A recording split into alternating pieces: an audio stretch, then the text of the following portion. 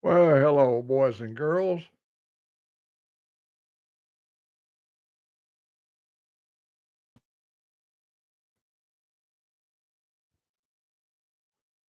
Good morning, boys and girls. You can come into the room and take your coat off, and I'll pour you a cup of coffee. Yeah, it's gonna be good. Hey, Crystal Miller. Good to have a North Dakota girl all up in the house.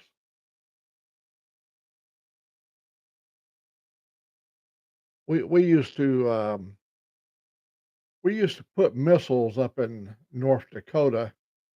Minot. I used to say, when they'd mentioned to us we had to go to Minot, and everybody get a frown on their face, and the old veterans of Minot would say, "Minot, why not?" uh, Rob's neighbor. Well, we had just a great day yesterday. The riding weather was just outstanding. Let me tilt my camera down here so you can see my little dog. It's a dog's world. I ain't kidding you. Yeah, little old Colton, he's over there snug as a bug in a rug.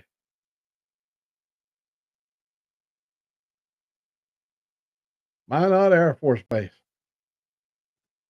Yeah, we used to work out of the base of operations Minot, but you was all over the area. Always remote. We didn't live around any towns or nothing like that. Everywhere we was at was always a remote location. We used to go from Lewistown, Montana. That's where our base of operation was, at Maelstrom Air Force Base and Lewistown. From there, if you was a bad boy, they'd sent you to Minot for punishment.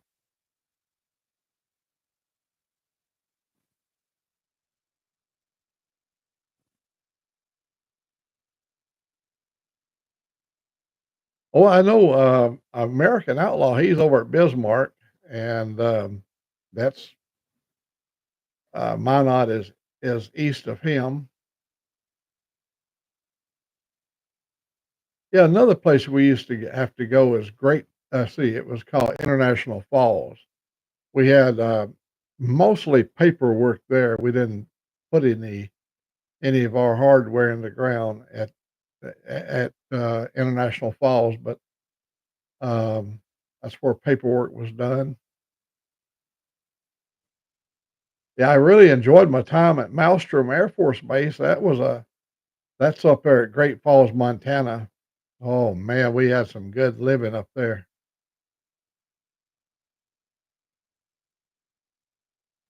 Oh, let me tell you about Fort Leonard Wood, Missouri. Okay, so there's a Nike facility all around Fort Leonard Wood. The Army runs the Nike base.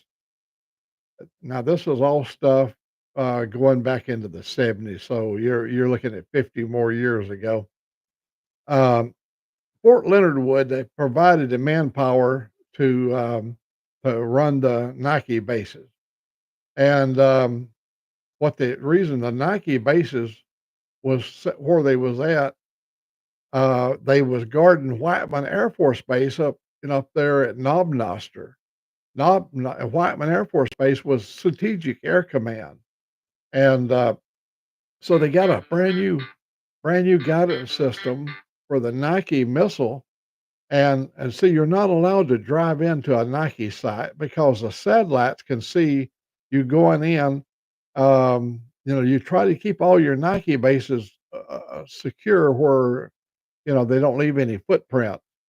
So the British commandos, the Army Rangers, and the Aussies. There was three military branches of service, because they all had the same Nike system, and we had to hike in and bivouac in the, bivouac, 'cause you take all your supplies in with you, you cook and you eat and you do whatever, and so we go on the first day out, we was all sitting around the campfire, and all of us had ticks on us like you wouldn't believe, because you had to go through the brush to get there, and, we were just all eat up. The British people had no ticks on them whatsoever. The Aussies did not have a tick on them, and they concluded that was the kind of food that they ate. Americans, um, that we always eating fried chicken and fried pork chops and stuff like that, and the Brits didn't eat that kind of stuff, and, uh, anyhow, when we was out there on the 2nd day, one of the British commandos killed a big old, turtle. It's called, soft shell turtle. Hey, you sick bastard, walk 'em over to where you can let your hair down. None of that stuffy stuff here, man. You don't even have to be formally dressed to be on my channel. In fact, I like you naked, because when I get my room full of people, I always pretend all of you are naked. Makes me more comfortable. I can talk to you. Some of you sitting there got thinking, what would you do if you was in a room full of naked people? Especially a room full of old people. Anyhow, they cooked that turtle, and Brits, and there was a German team. There was a German team in there, and the Germans do a lot better job in seasoning food. Now, them guys, them Rangers, and the special forces kind of people, they know all the stuff you can gather up, the kind of leaves that you can season food with, and they cooked this big old turtle, and I got to say it was good. I only got a little cupful of it. It was like in a broth, and, it was pretty good eating. They sent out a guy from Seattle, and when we finished a project over there at Fort Leonard Wood, we had to take him up to Springfield, Missouri, put him on an airplane and send him back to, Seattle, and when he was sitting, he was in the middle seat, and there was a woman on both side of him, and his scrotum was itching so bad because he had ticks in his scrotum, and he wanted to scratch, and he'd have to get up and go to the bathroom and scratch, and then come back and sit down between the people, and no sooner as he got sat down, he had to go. He said he was almost driven to the point of insanity time he got to Seattle.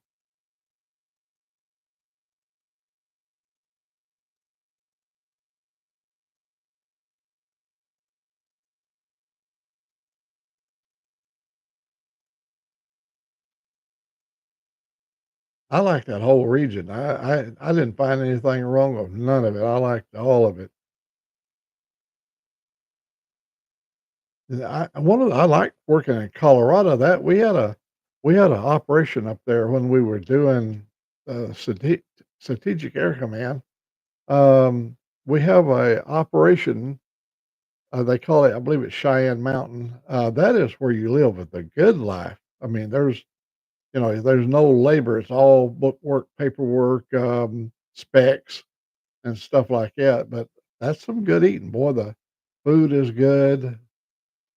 I've been aboard the aircraft carrier Nimitz 2 different times, and I don't think I've eat so good in my life. The aircraft carrier Nimitz is a admiral ship, and that you get five-star dining on the Nimitz, and, they have all the different, watches, and they have to have food, around the clock for 7,000 members that's on the crew, 7,000, counting your flight crew.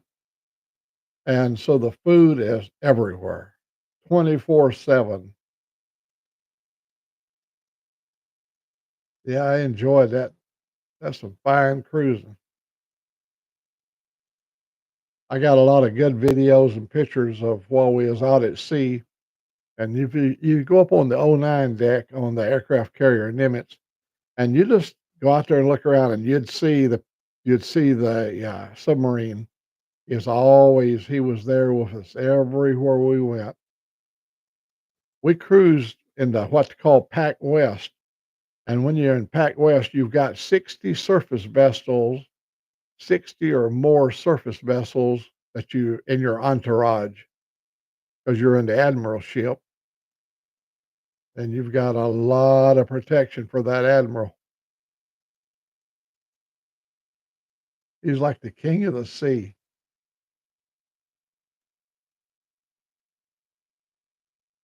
Let me see who all is in here. American Outlaw is in here, and thank you very much for coming over. Crystal Miller, Rob's neighbor, Brandy, Brando, Branda. Okay, you know six, so you're all family here on the Old Max channel. Motorbomb, man, he is the guy that he's like the glue that holds the whole gang together. He's always coming up with innovative new features, doing something to keep you entertained, and he likes to give respect to his brothers and sisters that comes and enjoys the show because he'll come and pay you the respect. Come back, he'll go to your channel and pay you the respect.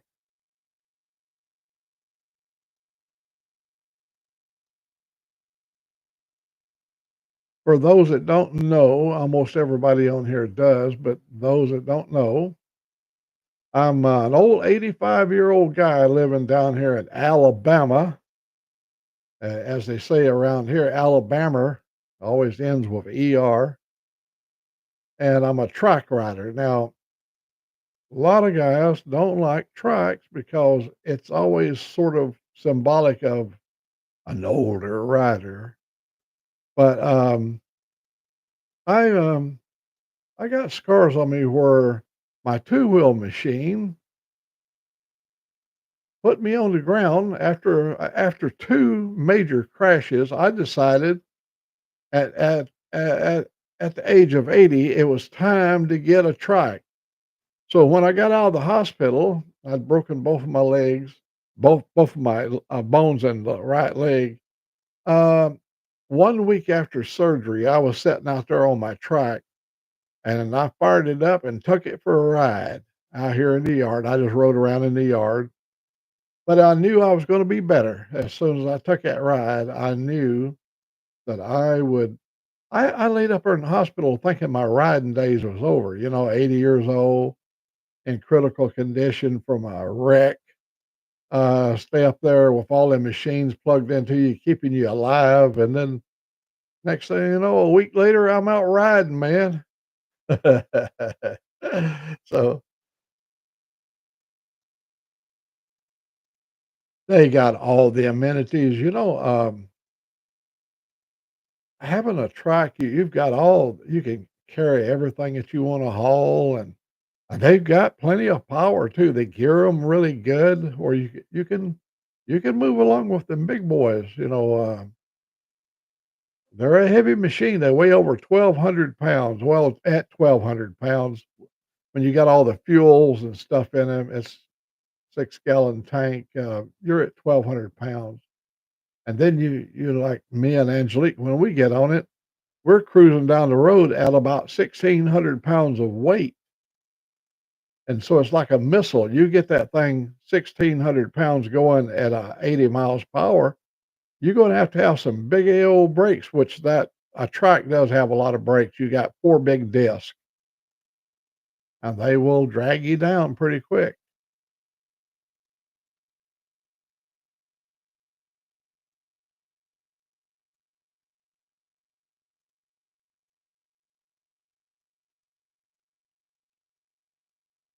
Brendo, where are you located? I don't see. I don't remember. You probably come over from Motobomb's place.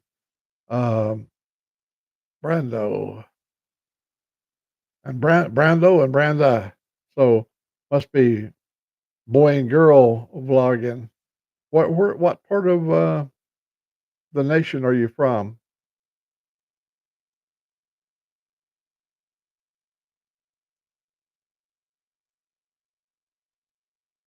Well, I was never going to give up on my riding. Um, we lived in Seattle for 40 years. Now, you want to talk about hardcore riding.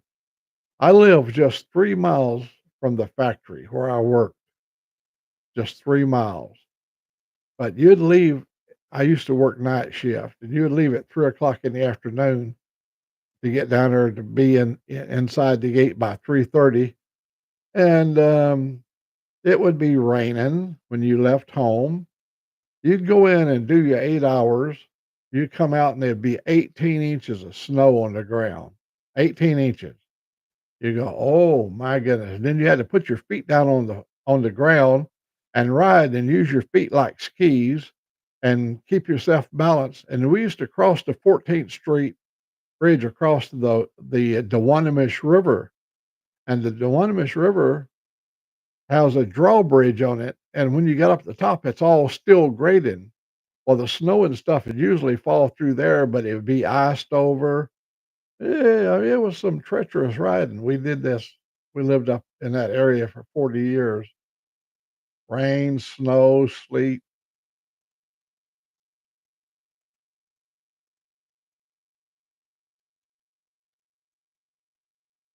Yeah, we moved out into another county as time went by, and before the 40 years was up, we went down into Pierce County, and we just drove to work. Now I lived up a high elevation from where I was at. I could look straight at Mount Rainier. I was at this place atop this nice ridge, and what would happen? I would go to work, and it would be snowing really heavy. And when I came down to the river in Auburn, Washington, it would be raining. And there was quite a different temperature drop from the high elevation where we was at down to the river at sea level. And I'd leave out at work at night, and it'd be raining. And as I started up the grade, I began to feel a little wheel slippage, and you had to ride always being alert because it could get treacherous. Well, we're doing good down here, Crystal. The weather, let me see if I can bring up the weather here. If I can,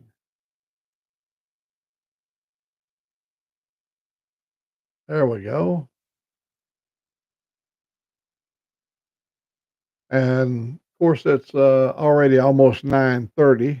Well, you can see the time, 9:23.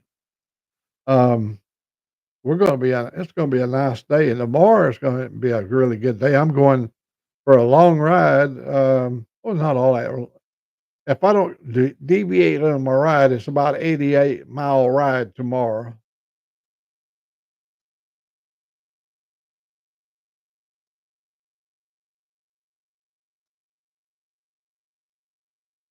Oh yeah. Did you see, Crystal? Did you see my video that I put out? You want to talk about bragging, and showing off. I've got friends like 2-4 and American Outlaw. They live, of course, you guys, all you folks that live up in the Dakotas, winter ain't let go of you yet. It still has a grip on you. And we were 84, 85 degrees here, and oh my gosh, no wind. It was so calm. There was no pollen. All the pollen's already blowed out, and you could see for miles. The clarity was so good.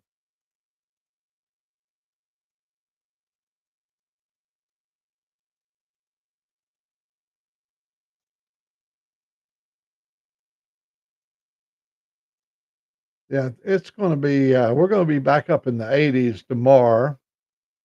Um, yeah, tomorrow is Wednesday. We're going to be close to 80, but by from Wednesday on, it's going to climb nearly to 90 degrees by the weekend. But here, let me tell you the negative part about seeing April weather in the 90s. When it gets up 80, high 80s, low 90s here in April, you can bet somebody's going to lose their life because that will spin up a tornado in a heartbeat. I was hoping Buck Brown would come over and join us over here.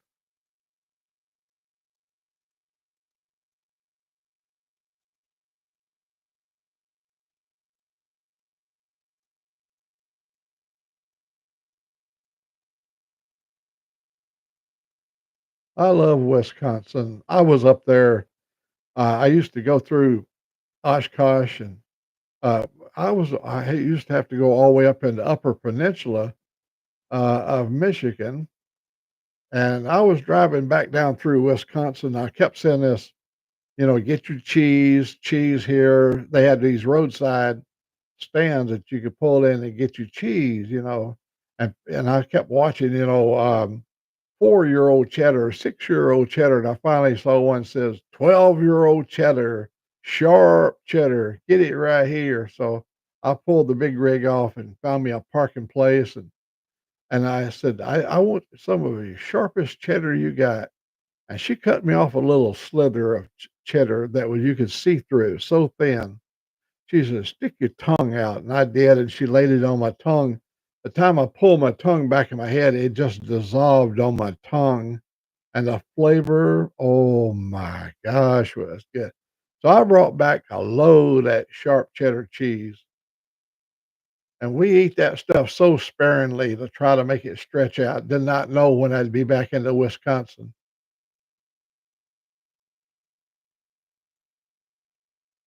Yes, sir. I tell you what I love about Vermont too. I was on the driving along the White River, where you see White Mountain over there. I was running along the river and all those Amish farms down through there. Oh, bed and breakfast place and these Amish farms. And I was into this maple syrup, and I bought a bucket of maple syrup up there. And what we did is we went to Walmart and bought some cheap knockoff imitational maple syrup, and we would take and pour half that into another container and then fill it up with that good maple syrup, mix it and blend it with the cheap cheap Walmart mark of maple syrup. We made that bucket of maple syrup last a long time. I'm a cheese lover. That's two of the things you find there in Vermont. We was up in British Columbia, Canada, and we found a pizza up there with goat cheese, feta. I believe it's called feta. Had goat cheese on it, and that was a most delightful pizza. It was handcrafted pizza, cooked it right there while we waited. Oh, it was so good.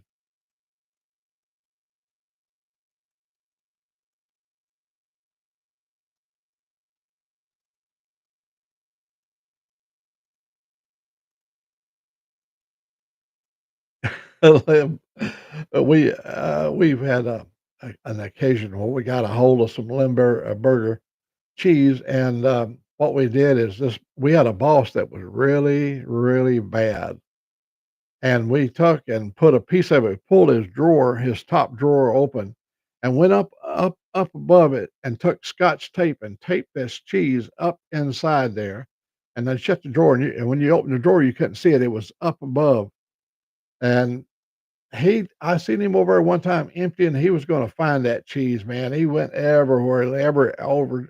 He didn't. He know there. Said there was something dead in his drawer, and he was gonna find it.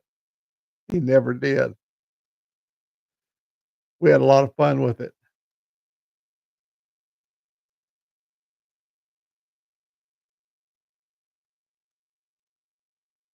Wow.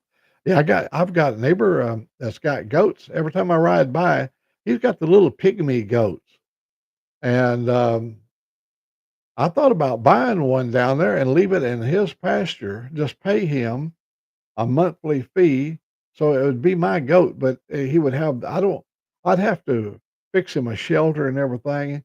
Um, he's a nice guy. I've been thinking about doing if I could cut him a deal, maybe feed 2 of his, maybe help feed some of his goats so I could claim 1 as mine. So when I stop by, I could go pet my goat.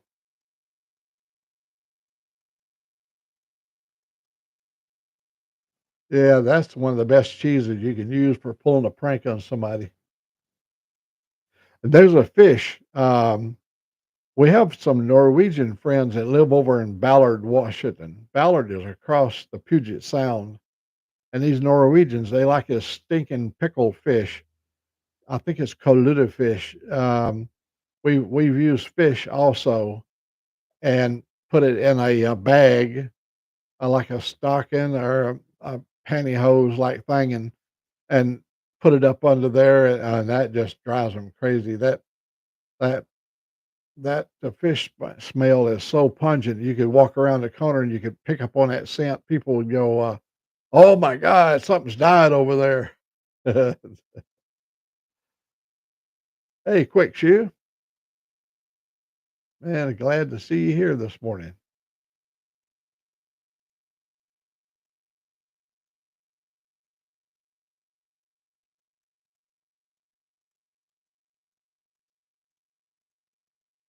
Oh, lutefish. Oh, and then it was lutefish. They had this in barrels though. They have every year. They have what they call Oktoberfest in Paulsbo, Washington. And over at Paulsbo, when they had when they had the Oktoberfest, they always broke out the lutefish. That's what they call it. And now I like pickled herring now. I like that stuff now. I've eaten many a can of it, but the lutefish, I think that you have to warm up on it. Um, I always like to go to Oktoberfest because they always had the good German Bock beer, the dark beer and the big barrels. And I like strong beer.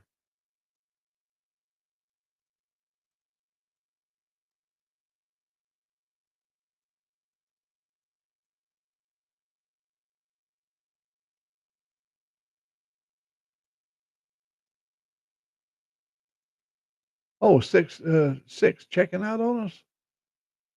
Oh, that's right. He's got to go to the doctor. Yeah, I forgot.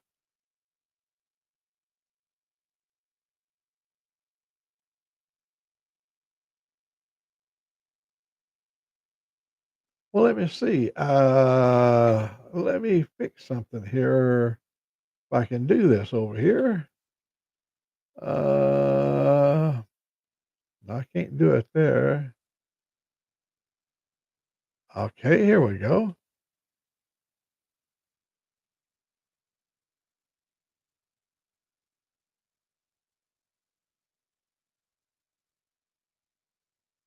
Okay, there we go. We got that one taken care of, and let's do this one right here. It's something we haven't caught up on yet. Okay, quick shoe and Crystal, look at you. You're all up in blue now. I say, oh, you should be.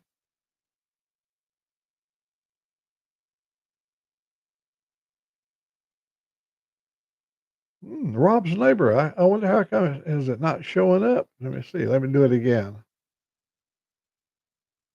Okay. I think next time you make a comment, it should be in blue. Crystal, let me see. Crystal Miller. She's got herself a crescent wrench. Got a gold chain on it, hanging on your side.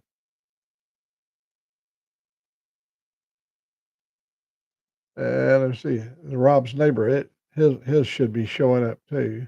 Let me see who else did I miss. Rob's neighbor.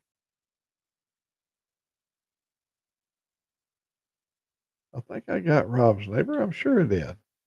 Oh no, I did. You're good. You're good to go, Rob's neighbor. If I missed anybody,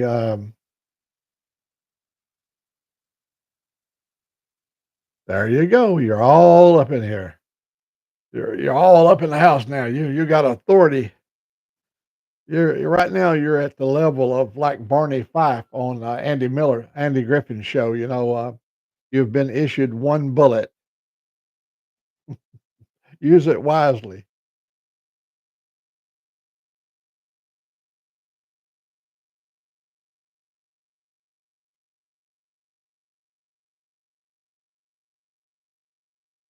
I like Scandinavian food. I like Scandinavian desserts. I like Scandinavian food so well that I married me a Swedish woman, and that little Swedish woman, she would make me krumkaka and all those wonderful, um, foods that the Swedish people like to eat, desserts. She was a good cook. There's Sterling Wheel. See, Sterling Wheel, good morning.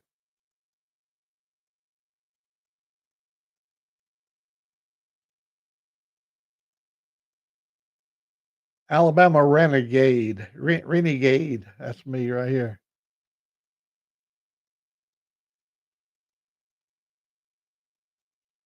Well, we all started off over there at Motobomb Show. You know, you got to be dressed over there. He wants you to have your shoes on and everything. And when you come in here, first requirement is you take your shoes off, man. I want you to feel comfortable.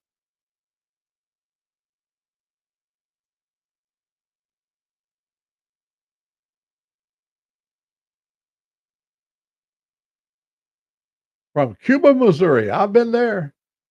Um, you remember I used to work at the Whiteman Air Force Base at Knob Noster.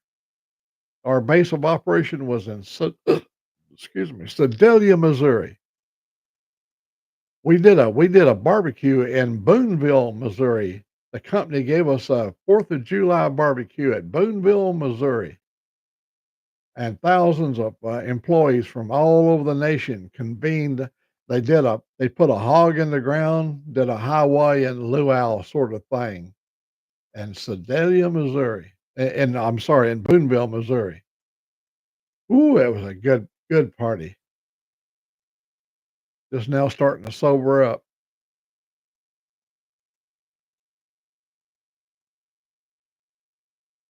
There is Red Lady. Look at her right over in here. We can't hang on. We're gonna fix her up right over here. Yeah. Now, there you go. There you go, right there. Well, good seeing you this morning.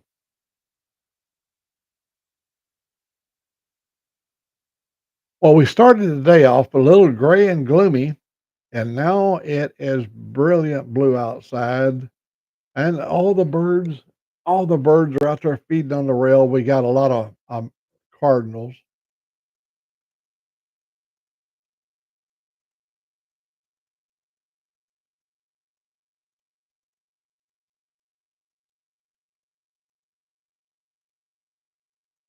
The Jetson one. I don't. I remember a long time ago the Jetsons vertical takeoff and landing. We developed a near stall. We developed a stall. It's called the YC-14. If you look it up, the YC-14 is about the size of a C-130. Imagine this: a C-130, a stall plane, a C-130 that virtually takes off in 1,300 feet, 1,300 feet, a quarter of a mile on a dirt runway, and you're in the air with full payload in 1,300 feet. That's called a YC-14. It featured new technologies called upper surface blowing. Upper surface blowing is where the jet engine is above the wing and it ducks down and it creates lift. My gosh, I think what a wonderful airplane. YC-14, Yankee Charlie 14. There's one right now sitting at Edwards Air Force Base in California.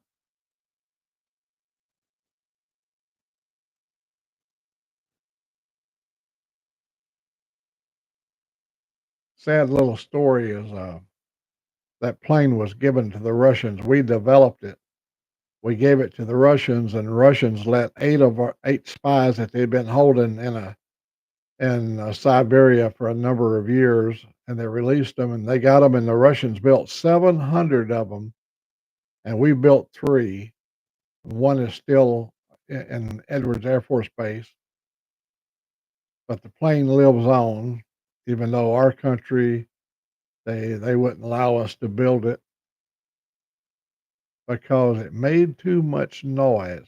I'm gonna tell you, I tell you another airplane we built that was just absolutely impressive was called um, unducted fan.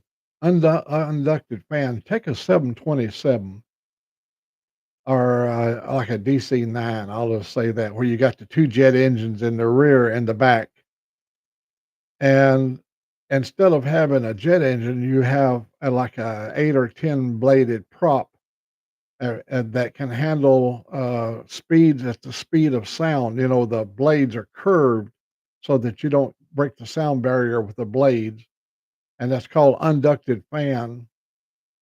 And it was when we was really struggling with trying to fill more seats at a lower cost. Yeah, I've got one right there on the wall. I'm looking at now, the unducted fan. I spent 8 years in the experimental, and we got to do a lot of different things. We built a thing for the president of the United States called a Star Wars project, where you could shoot down incoming missiles with a laser beam. It is. It's been sitting down there for many years, but we tested that. The YC-14, we tested that after we built it and we rolled it out. We tested it at Edwards Air Force Base. I used to live in Muroc. If you look on the map at Edwards, you'll see there's a little community there called Muroc, and that's where our operation was at. And I lived there, and that's where we all worked, and at Muroc, um, and that's where we tested the YC-14.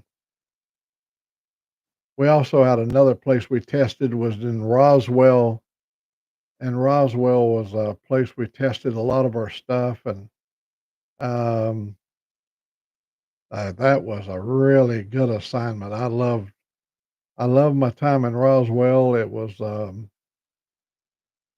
always just nothing but an adventure. Never was any serious work. We did work, documentation and stuff like that, but just the whole atmosphere was kind of like going to a lifelong carnival, one it just never ends.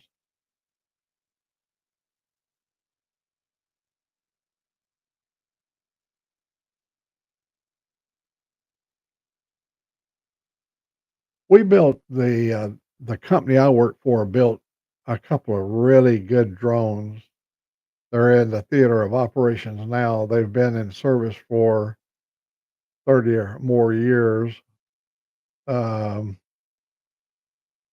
that has served the world for a long time.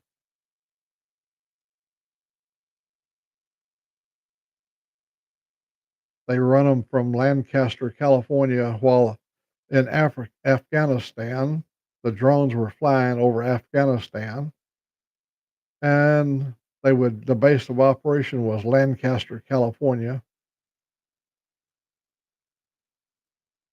and the thing saw a lot of service.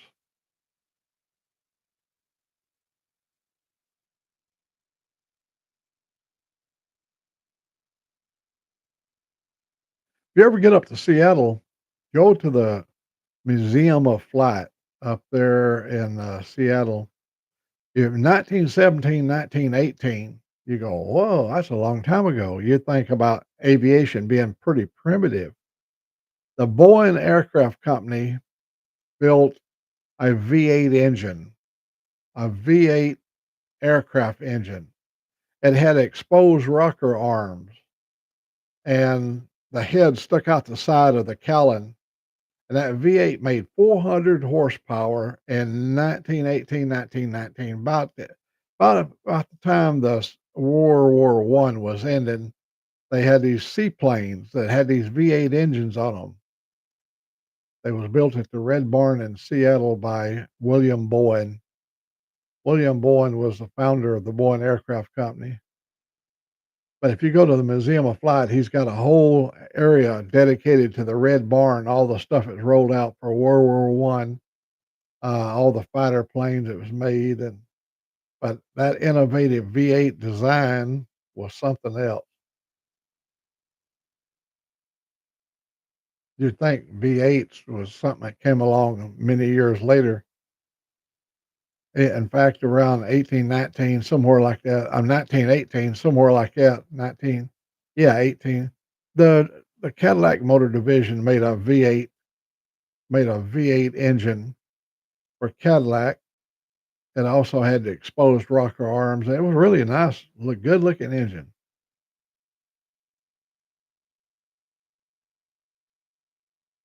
Oh, Palmdale. Oh, Muroc. Yeah, I've had, oh, that was some of the best days of my life right there at Muroc. Well, it was like a dreadful thing at first because when they tell you they're sending you to Muroc, you don't even know what a Muroc is, you know. Well, you learn after a while not to even question. Like when they told me I was going to Knob Noster. How many people, raise your hand, how many people know where Knob Noster, Missouri is at? If you look on the map, you got a town called Warrensburg. And if you look on down the road a little bit, you'll see a town called Lamont. And then between Warrensburg and Lamont, there's a little town called Knob Noster. That's the home of the Whiteman Air Force Base, which was a strategic air command base, but they converted it to the B 2 bomber base. Now all your big Batwing airplanes are stationed out of Whiteman Air Force Base. And I've got pictures of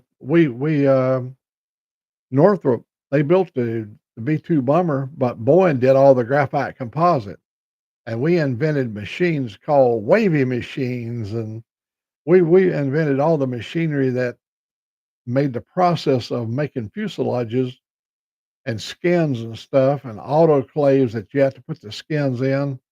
We even developed a brand new steel had never been invented before, an alloy. It was called Invar. And the reason we had to invent the steel, when you have an LM, a layup mandrel that you have to put into the oven, and you take and you lay up your graphite composite and you slide it into an autoclave and you bring the temperature up to 900 degrees and you do the same, use the same LM over and over. You have a thing called coefficient expansion. That's when the steel set point pins where you put your pins to dial everything in a set point in the aluminum, things would shift around. So they had to develop a brand new steel, an alloy called Invar, Invar 36. You can look it up. Invar is 36% nickel. And when you put it in the oven hundreds of times and bring the temperature up 900 degrees, your set pins never move because the coefficient expansion remains the same. You know, you got a big world between an alloyed steel and aluminum. The expansion factor is really all over the map. But with this Invar, it stays right there. The bushings and everything stays in place and doesn't drift. Carbon fiber graphite composite. We had these machines that laid down these rolls, and they would lay it down, and then you have another machine that had a roller that rolled it all in, and you remember you were making contours and shapes, and we'd have these things called LMs that you could put your graphite composite onto it, and then you put a bag over the top of it, pull and put it down to 2 earth vacuums and suck all the air out, and then you put it in the autoclave and you pull all the bubbles out of no would be no bubbles in the resin, so the fiber would be as strong as it possibly could be. It didn't delaminate in flight, under severe stressful situations like some of the early stuff. It's like having a real expensive fishing rod. Inconel, we used a lot of Inconel as well. We used to have to do, we used to use ballots when we was, getting a center of gravity, when we would set up the CG on, like, the YC-14, we used Inconel as ballast. We had ballast box that we'd put the Inconel in, but, Invar 36 is quite a departure from Inconel. You look up if you look up, uh, the Invar material, Invar 36, it it is such a dangerous material. If you take a grinder, and if I grind with a grinder, the dust will cause death. And you look in an MSDS book, it doesn't say it'll make you cough and wheeze. It says the breathing of the dust from this NVAR 36 could cause death or will cause death. So you had to have a full shield on. You had to have an atmospheric shield on. You had to have an air pack and everything to operate with NVAR. High in nickel, 36% nickel.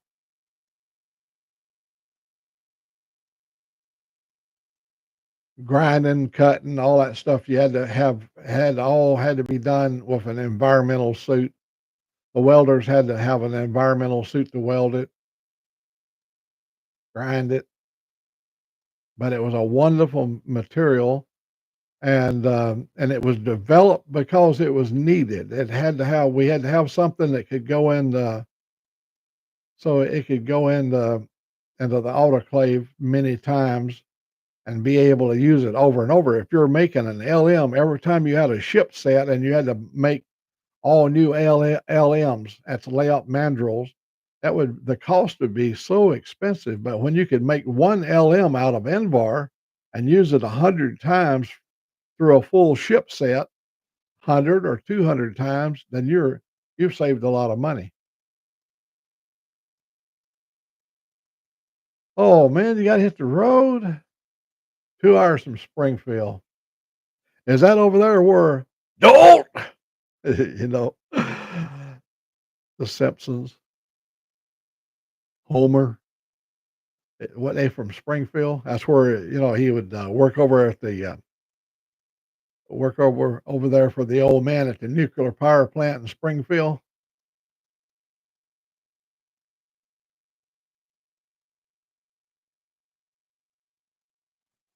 Yeah, the MSDS. It it was a thing that really caused a lot of concern because you could ask your welders to go inside this tank and weld all day long, and they would go in there and weld, and they would never question it. They would just go in and do it. And then when the industrial hygiene people required that individuals be familiar with the MSDS book, then you had welders that say, "Hell no, I ain't gonna weld that shit. Look at there, it's gonna kill my ass." So you had people then you go, "No, I'm making a decision for my family. I'm not going in there."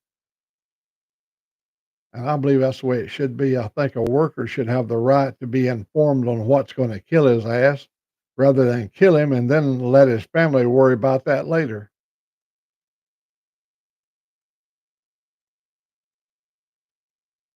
And then again, like Sterling Will just said there, you try to interpret some of the stuff that's in the MSDS book, you have to be a doctor to be able to read it.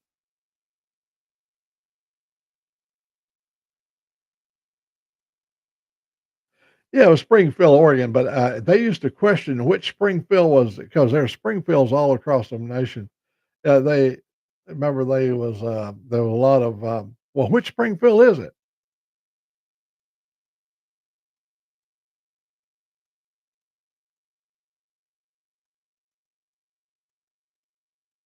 I mean, that show right there for an adult cartoon, they covered all bases. That's like Family Guy, Peter Griffin, man.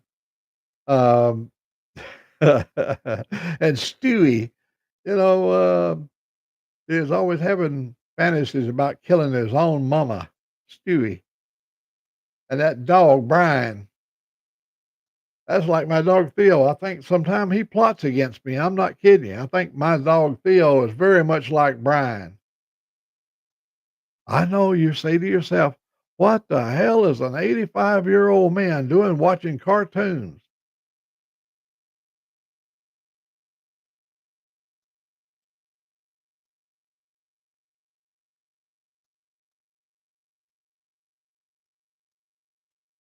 That's right. That's right. There was always that.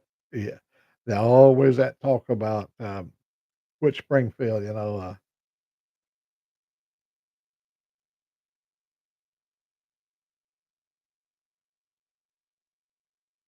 yeah, farmers. Yeah. Yeah. At Peter Griffin, they just covered everything there too.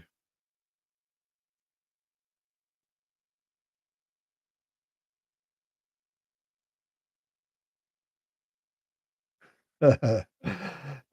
Yeah. We watched all the cartoons, and some of them was funny. I mean, of course, there's adult cartoons too. Those some of the kids they wasn't intended for kids to watch, but they did anyhow. But I'll tell you, look at that coffee cup.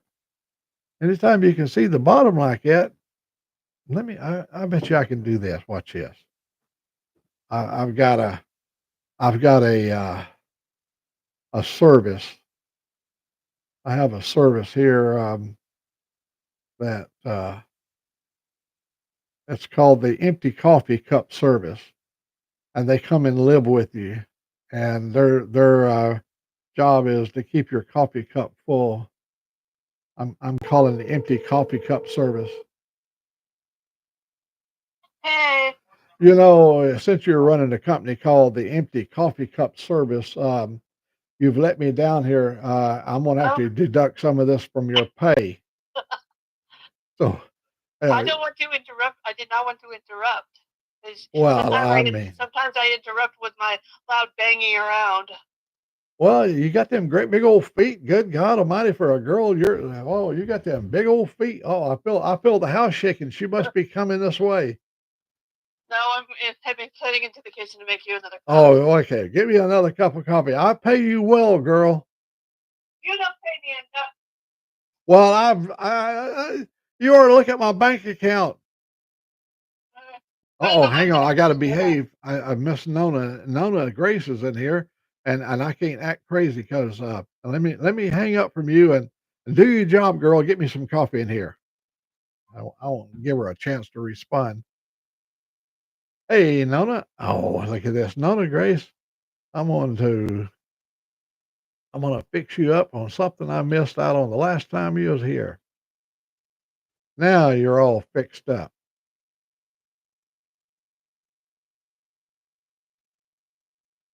Well, tell us how the chickens are doing this morning, Nona.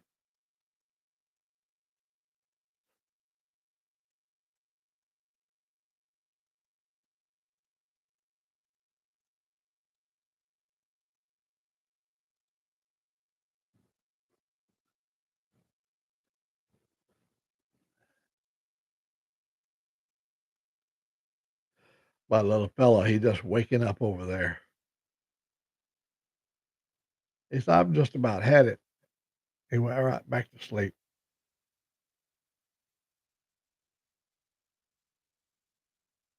Look at Nona Grace. She's all up in blue now.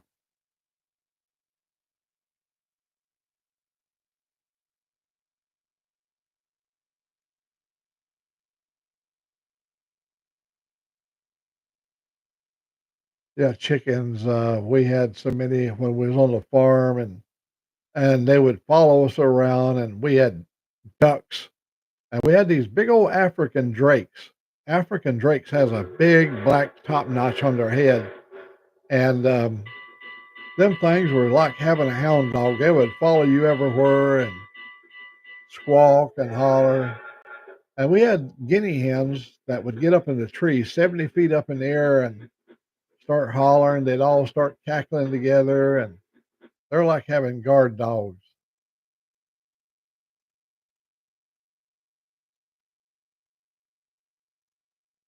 Yeah, I just saw you was in gray, and I thought, well, today will brighten your day up and give you some authority so you can go and prowl around and check stuff out the way it's supposed to be.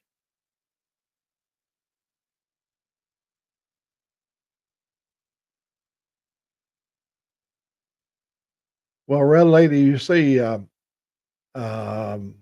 Sterling is heading on up towards Springfield.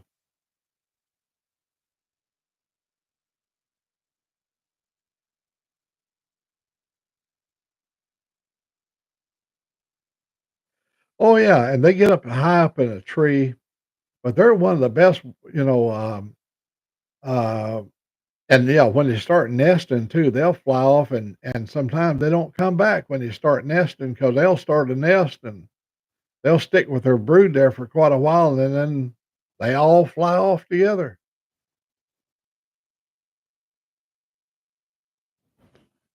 I believe the sound they make, it goes something like "Podrak, Podrak, Podrak, Podrak," and they'll all do it in unison.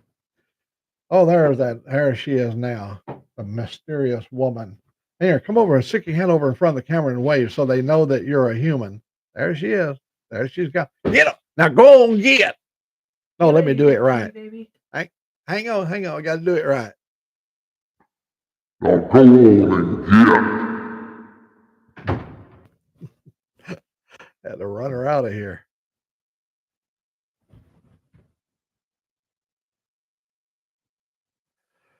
Um, we knew what you meant, Nona.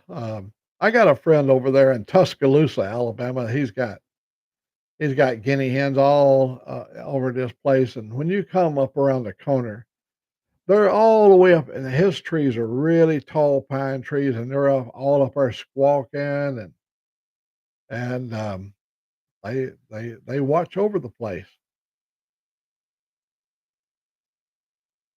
We have a turkey federation here where I live. Hey, good morning, Jim Reynolds.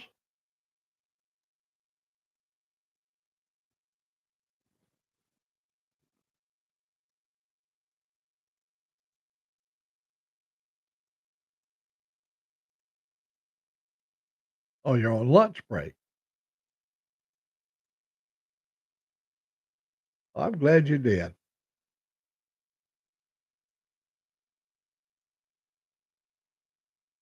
She gave me that. I think it might be. Yeah, you can see that cup of coffee there. Ooh, it is hot. Woo, woo. I was going to tip it over. Wow, that's hot. That's the way I like it. My mama could drink the hottest coffee. She would take. She made our coffee in a kettle, and she would pour her a cup of coffee out of that kettle. It had a spout. The kettle had a spout. She'd pour her a cup of coffee, and she would immediately drink right out of that cup. Oh, how she did it, I don't know. Good morning, Dying Breed.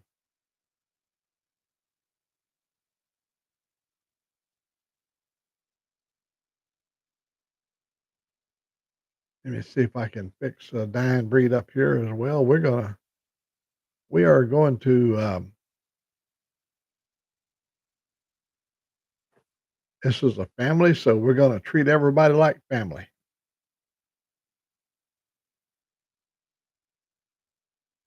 And my little bug back here. See right, the little bug back here. He's all curled up asleep. My other little boy, he's laying over there. I'm going to show you what my other little boy is doing. If I can turn it around that way. Look at him over there. That's Theo, man. He is like he's in another world.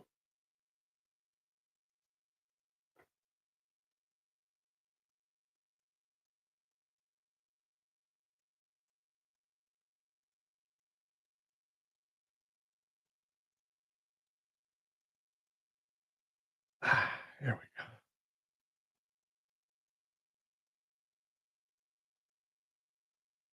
There you go.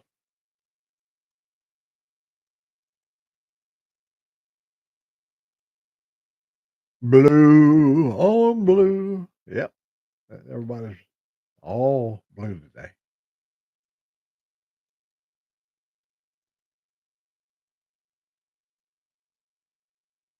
My God, even the cup is hot to hold on to.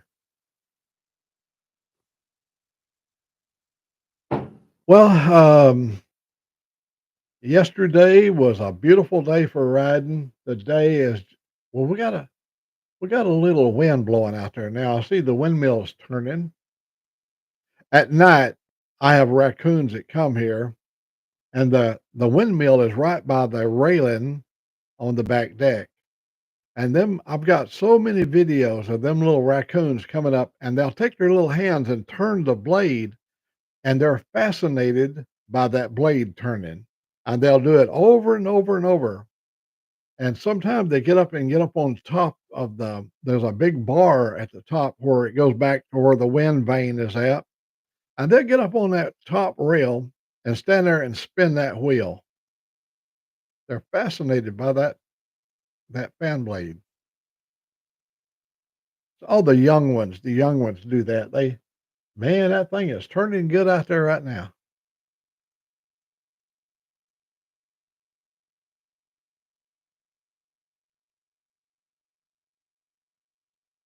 Yeah, if you go to Old Mack's page, you on YouTube, go up there at Old Mac, and you can scan down through there, and you can see. I've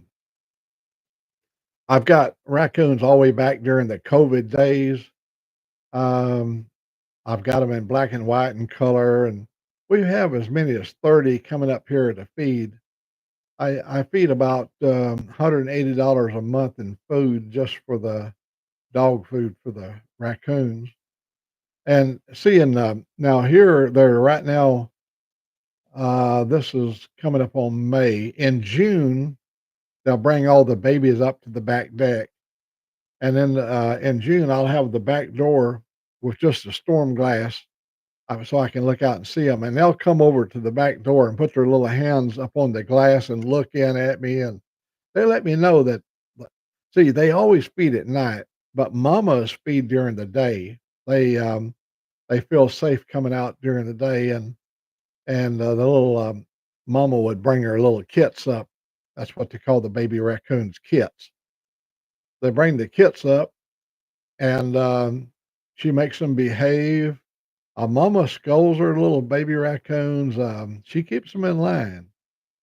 Sometimes they bring as many as 5 baby raccoons up.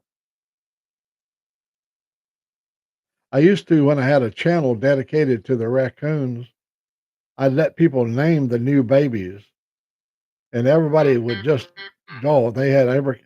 I think my sister and Cuddy named one Hornito or something like that, or some.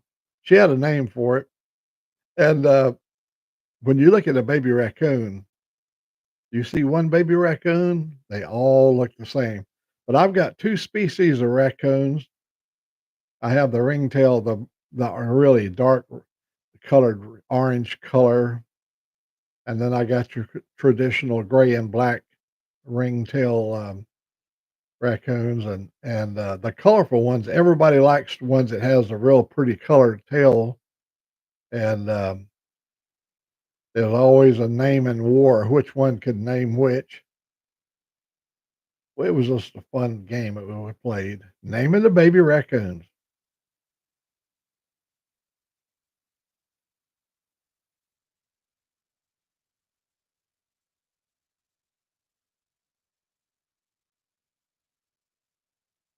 Let me see. I'm gonna try to turn this around. Hang on. This might get a little shaky. Uh, oh, I don't know if you're gonna be able to see out the window or not. No, I got my cable wrapped up here. Hang on. I want no. Yeah, there we go. Look right over there. Uh-oh, I almost had it. Hang on, let me get it back up here again.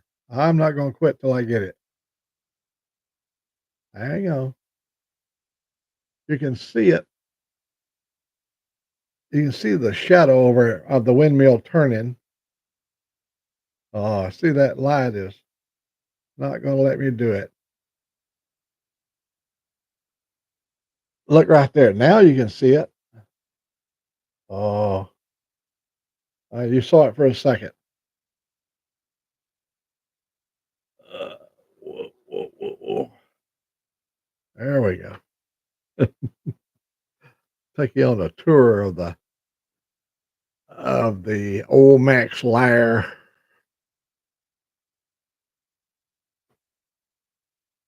I got to get the camera back in the right place. Come on.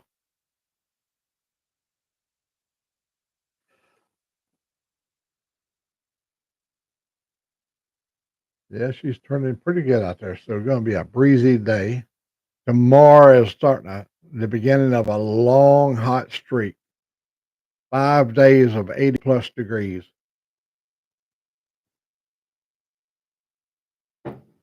Good riding weather.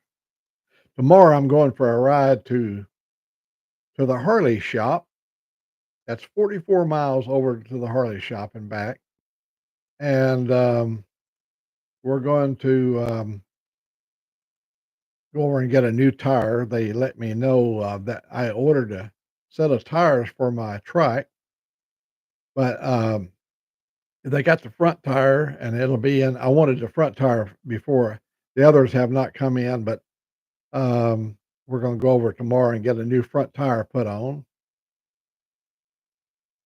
That's a Dunlop American Elite installed $300. Not a bad deal at all.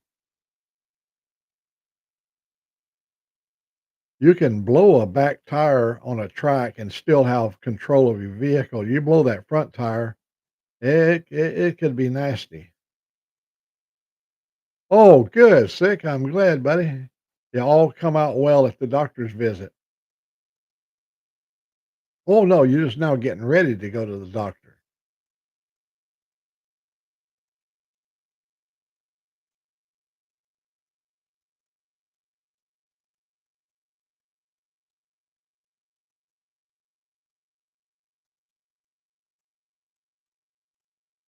While you guys, while you guys greet sick there, let me he's all showered up. Let me move my cable around here.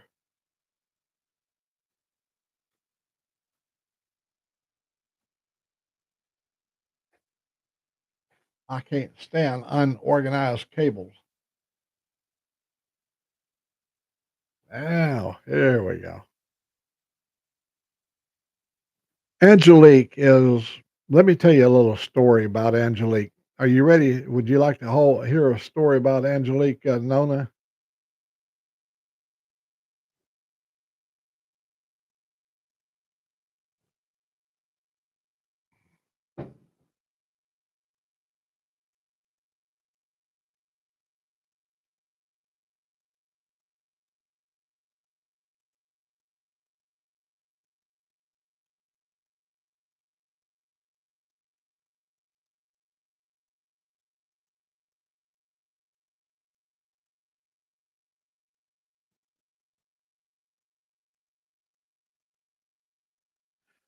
Oh, okay.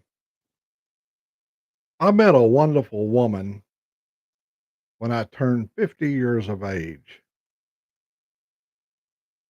and she had adopted a child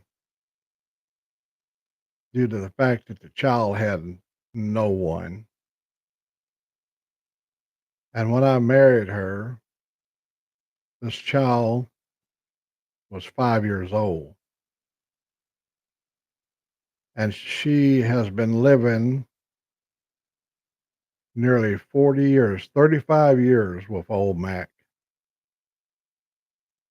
Ruth, my wife, died a couple of years ago. And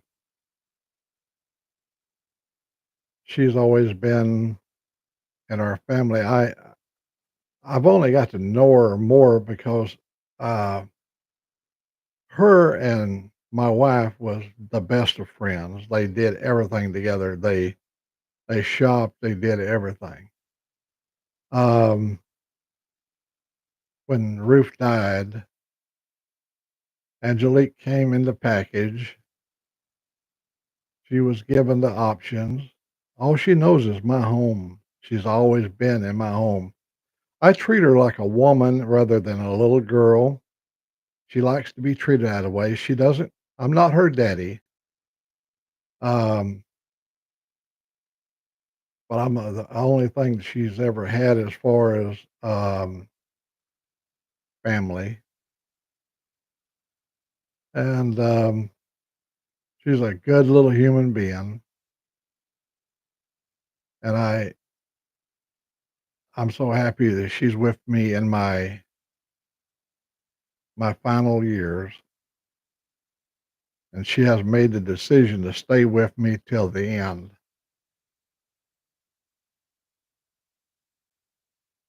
It's not easy on her life. She's a young woman of 40 that, has never had any other life, and, we try to make the best of the situation. She likes to ride with me. My family all love her. All my She calls them my brothers and sisters, all my children. She's a good human being,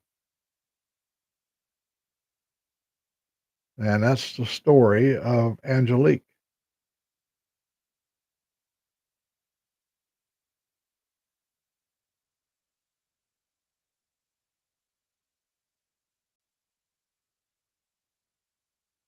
Thank you. Thank you, Sick. And Brown Chicken, good morning. Um,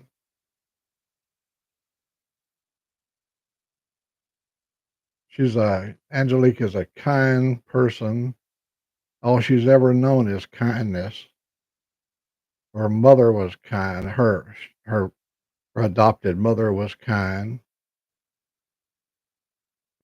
We both miss her mother. She called her mom, and we both miss her. We have that in common.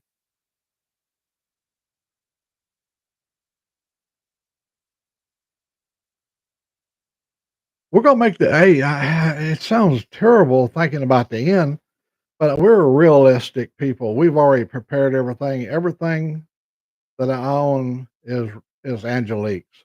I've already squared that. We went to the bank, all that. The day I die, she has everything. There was None of my children want anything. They have their own lives. She will have everything. Uh, and the bank account, everything's been put in her name, so that when I go, it won't be a deal. We have to go, it'll all be done. So you got to prepare for the future. Now the future ain't bleak. Listen to this: if you believe in a hereafter, oh man, that's gonna be a new adventure for old Mac. I mean, I'll have to learn not to cuss now. I know that there's probably gonna be some rules in there. I can't I can't get angry. I gotta lay that to the side. But, no, it is not. The future is not bleak at all, facing your mortality. What is sad about it, those that can't face their mortality. Um, no, it's nothing to dread. I've lived 85, almost 85 years. Come June, I'll be 85 years. And I've lived in all my years. You can't let, you never let it be thought of as something dreadful. What do you think? We throw a party, we're Irish descendants, and when we go, we have a wake, and the party begins. The celebration of my life should be a good one. I expect Sick to light up a big bong, man, of the very best, and all my drinking buddies, 2-4, and everybody who want to have him a cold brew. Hey, man, go for it. You want to have you a glass of sweet tea, or like Nona the other day, her husband, I believe her and Jim got some of that chamomile tea that's supposed to make you relax. My wife Ruth loved Jim Gray, Earl Grey chamomile. They would drink her and Angelique is drink that stuff, and they were 2 of the most happiest people. They really loved their life. So if you find chamomile tea is your solution, by all means, go for it. But when my time comes, it should be a celebration of my life, not, there won't be no sadness.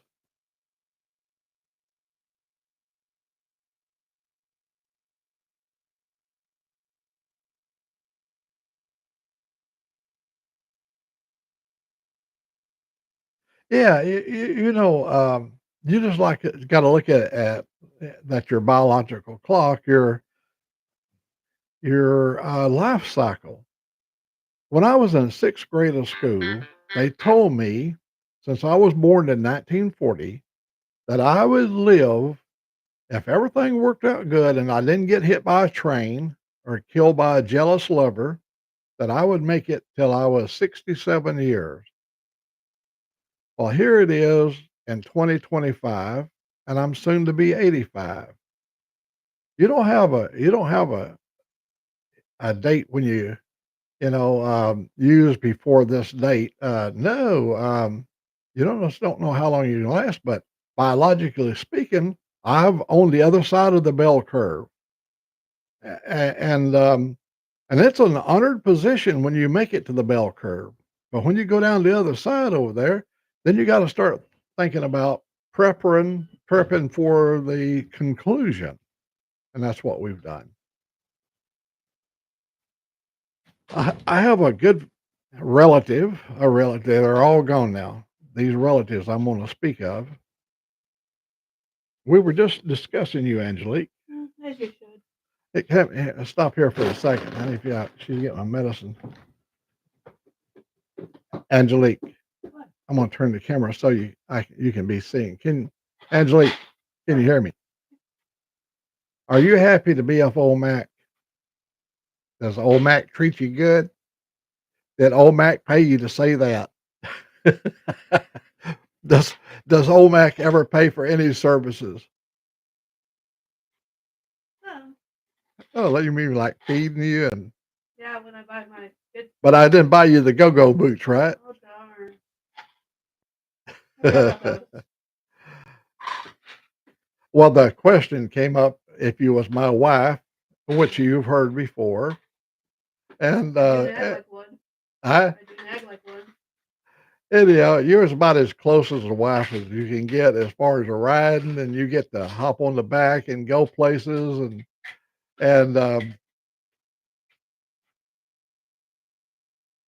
you have a good life here on the farm, don't you? But where would you like to be? Where in the world would you like to be, Angelique? If you had a choice, somewhere where you'd like to be? Anywhere? England? Mm, I would like to go to London. You'd like to go to London? I'd like to go to Australia, Australia? Paris, Paris? Dublin. Dublin? Well, just say all of Ireland. I don't know. Canada. I may have to beg for asylum. I don't know. I just kind of want to go everywhere. I don't do Oh, an itchy without the motorcycle. do you like your motorcycle life? It's not bad. I can't complain about it. I don't want to ride one. I don't want to drive one. What did you think when you had to help me onto the motorcycle after I broke my leg? It wasn't a smart idea. She put up a little fuss. She said, "No, don't do it." But I was only afraid that you were gonna. You didn't You were want me, so tipply topply. you didn't want me to hurt I myself. didn't want you to re-hurt yourself and re-send you to the hospital. You can't fault the girl for that. Well, anyhow, she's over. Look at the little boy. He's still asleep over right behind the. He's not asleep. He's not asleep. Nah. His eyes are open. Here you go. Yeah. Seven pills. She giving old Mac his daily dose of vitamins. I'll just take this with me so I don't have to keep coming back every day. And look at, let me see if I can get it over here where you can see. You see, well, they are a pink one. Now that ain't that pink pill No, there. No, it's that's blue the pill. multivitamin.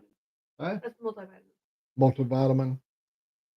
You're not slipping me any marijuana, nothing like that, are you? I make no promises. Vitamins.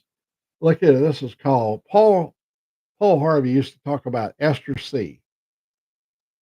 That's ester C. And I've you been take it every taking day so you ester don't C. get flu. It keeps you alive. Well, it makes you want to keep living. All right, I'll just take this with me. Okay. Thank you. Bye.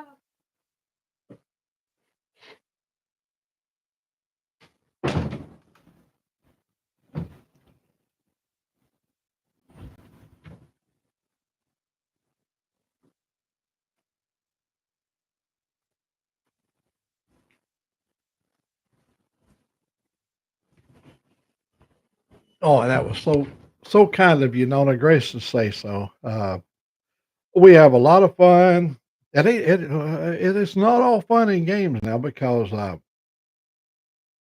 at the end of the day, I'm still an old 85-year-old guy, fussy. But me and her, we cook together. And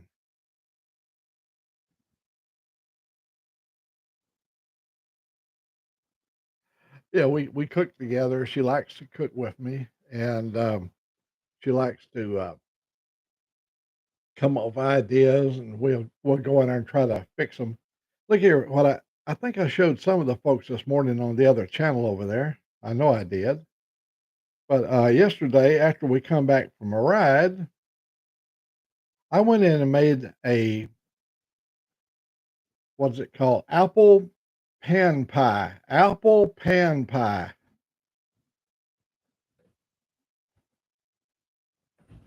Yeah, I'm going through YouTube. Yes, yeah, brown chicken is. I'm on YouTube. I think I am. Yeah, I'm not on StreamYard. Um, he did pass it over, but I couldn't get onto it. Let me show you. I made that yesterday after the ride. Now that's one layer of apple. That's real apples with all kinds of seasons and stuff.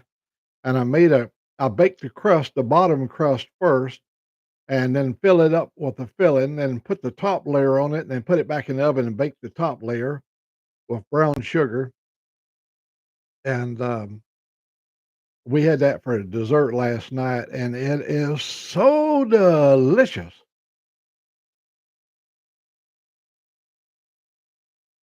We're always baking and making some new dishes and stuff. Yeah, I'm live. I'm live streaming on YouTube. Looks like I've been on here for an hour and 23 minutes. Yeah, I hope I hope I answered the question about the the situation with Angelique here. I treat her like a wife because I want her to feel like a fulfilled life. You know, I don't want to come off as like I'm telling one of my kids what to do. She's a grown woman, and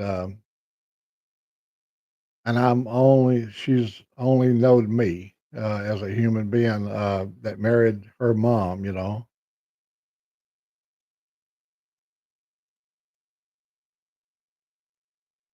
I do like. I'll tell you what I'm going to do. The next time I make my apple pan pie, I'm going to have some already cooked up raisins. Now, this may turn you off, some people, but you can make a French apple by putting raisins in your apple pie filling, and it just adds a new dimension to it. I love raisins in my apple pie. But that's instead of the brown sugar, we're going to substitute for honey the next time. Apples and honey, that does sound good. I love honey.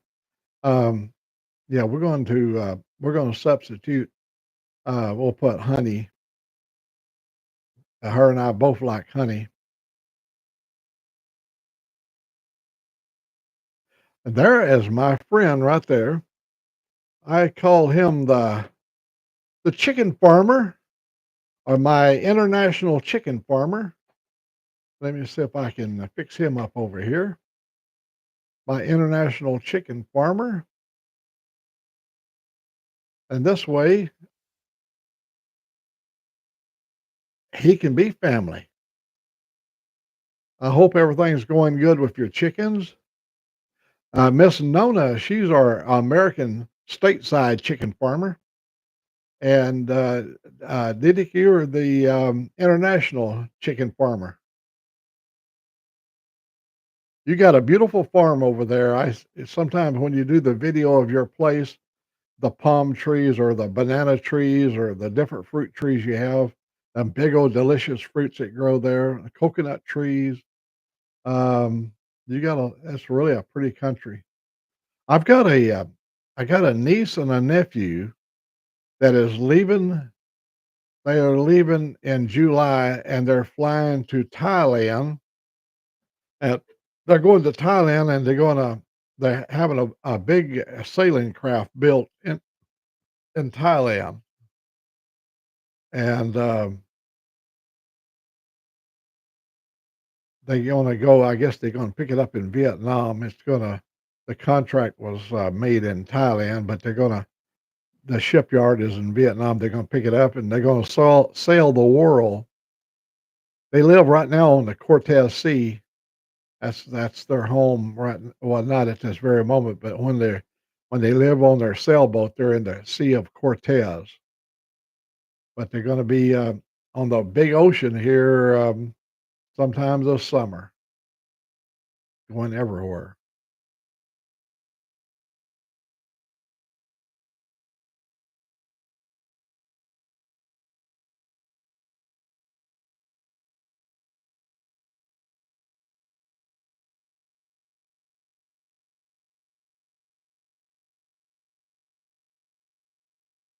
Oh, I like raisins in my oatmeal too. And my mama used to make raisin pie. She would make it. The filling would be raisins and with a nice, like an apple filling, but it had raisins in it. And my mother used to make a really good egg custard. Mm. And banana pie. Oh, she was good at that banana pie.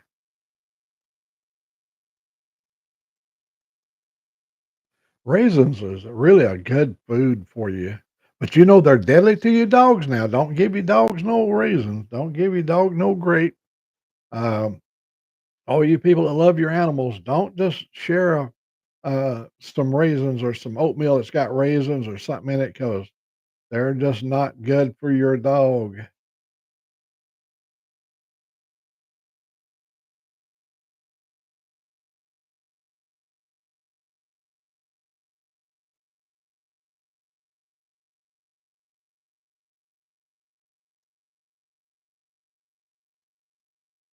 Yeah, and in fact, the prices, you can see the variation in prices all over that part of the world. Those are probably market prices. And his little chickens are like a machine. They're just, busy picking and eating, and egg roll down into the trough, and such a just a comfort knowing that you're going and your girls are doing their work and doing the clucking and you can tell he loves his occupation.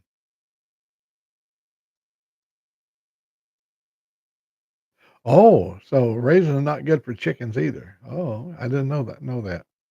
I just know about my dogs. I didn't know it. Onions and garlic is not good for your dogs as well. And I cook a lot of food. And I know you should not ever give your dog table scraps, but my dogs, I got one at 16 years old and that boy right there laying right back here, he's 14 years old. Colton's 14 years old. And Colton's lived a good life all of his life. He's only been fed the very best of everything. And we only got him. here this past Christmas, and he's been with us now for at least 5 months, and he's at home. I let him explore more outside.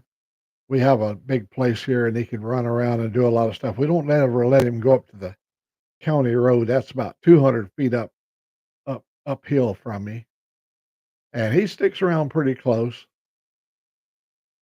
My big tomcat had to hit him in the head the other day. That little old dog, you don't know what a tomcat is, and he come running over to the tomcat, and the tomcat hit him in the head with hit him in the top of the head with his little hand, and boy, I'm telling you, that little Colton, he backed off in a hurry.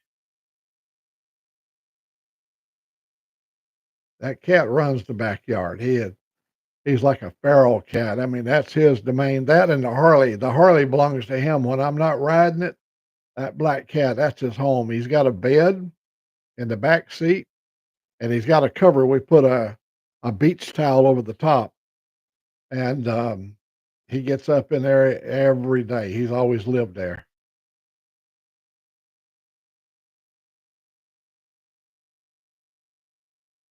We do a lot of baking here. We do a lot of stuff here.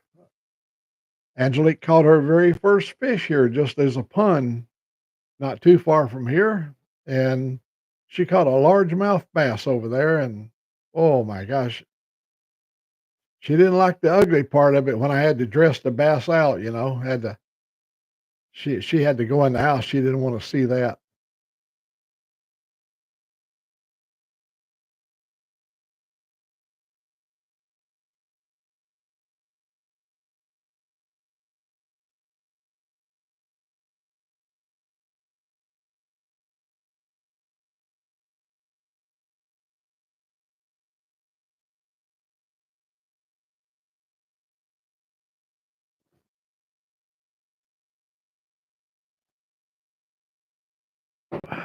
Looks like my crowd is starting to go to sleep on me.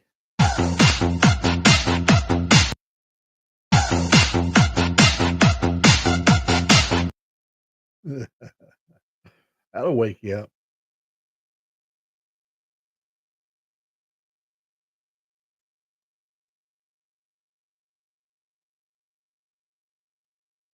I got a lot of buttons on it. I don't even know what most of them do. See, what does this right here do?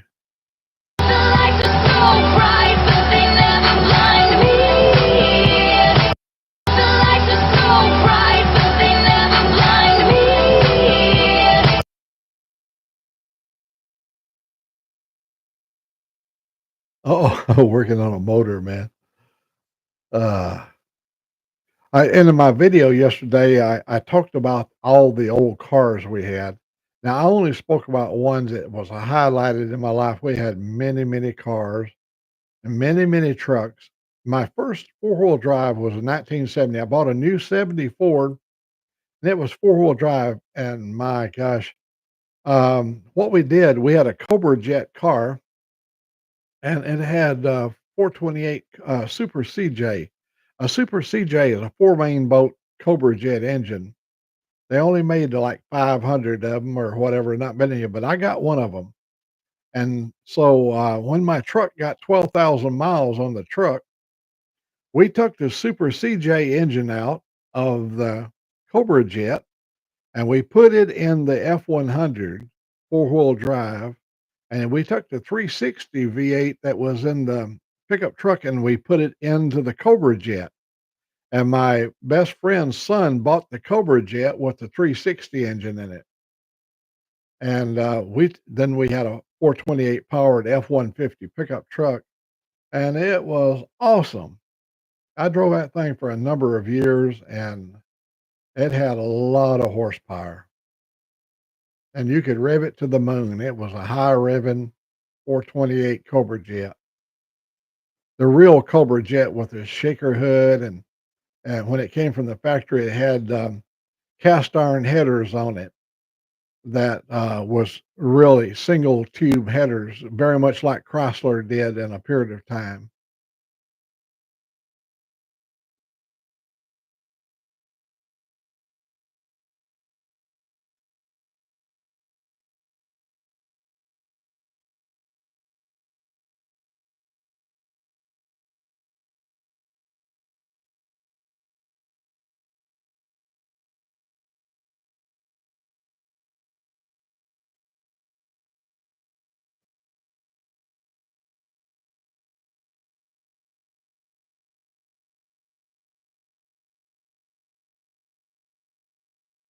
Oh man, I know back in the old days, before the began to get these new Gen 5 engines and stuff, they had their rope like a rope main seal in the back.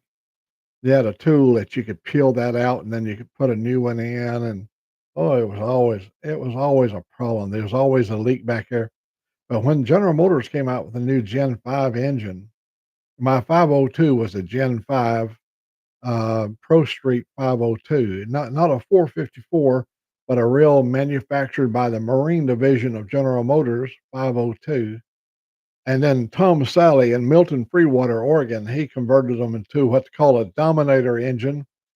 It's a Pro Street Dominator, and you know what a Dominator carburetor? It has a carburetor this big, 1100 CFM. It's a monster carburetor on it. It's called a Dominator, and so he called the engine Pro Street Dominator, and that's what I put in my pickup truck. And when I retired from the company, I took it down to the company and I parked inside, of course, and they let me bring it in the building. And I drove it in the buildings that had roads, and a lot of our buildings had paved our blacktop roads inside the building so they could haul heavy equipment in and out and stuff like that. And I drove in the building. It had um, tri-Y headers on it, big, almost 3-inch diameter tube headers, and it went into a 6-inch collector, and it was a thunder and roar, that 502 was. And so I went down to the last building, and a good friend of mine, he's gone now, he's deceased. He said, lay down a strip of rubber, because it's the streets that they have inside the building are rubberized.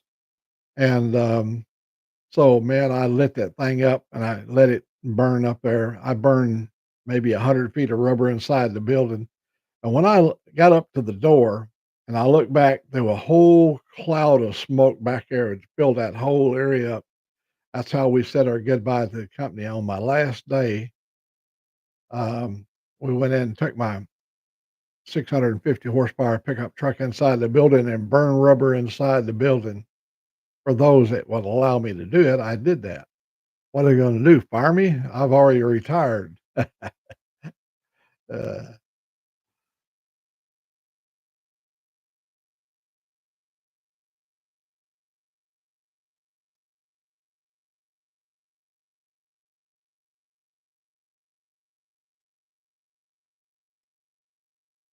I've been having fun with the AI. Yesterday, in my movie that I done, I had a place for 2 inches that I needed 2 inches of music. So I immediately go over there to the AI program that I use, and I made me a video 2 minutes long. It was called Warp Drive.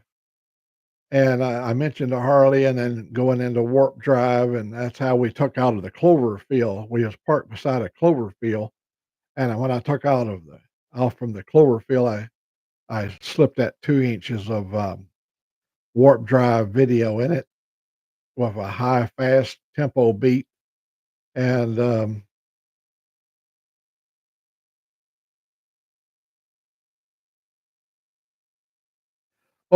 you can be so creative. You choose all that stuff that you want. You literally have a tremendous amount of ways to approach a song. If you want to get down into country, it's got all your country, and they got some of them the AI voices that's really a tear jerking voice. And then they've got the headbanger guys, the sounds of a headbanger, with all the guttural sounds. But you can choose the instruments of your choice. You want a heavy riff guitar. You want a lot of bass drums in there. Um, I even dabble a little bit of rap. Imagine an 85-year-old. Yeah, my street name, my rapping, my rapping street gang is O to the G 40. O to the G, O to the G 40. That's my street name, man. See, O to the G, O Gang 40 stands for the year I was born. OG 40, 1940. That was a good year for me, 1940 was. It was before the war. Kind of times was pretty good in 1940 when I was born, and, it got really intensely bad after I was born. The world was at war. There was atrocities all around the world by every country was involved in some kind of evil axis stuff, but we endured it. We made it through that.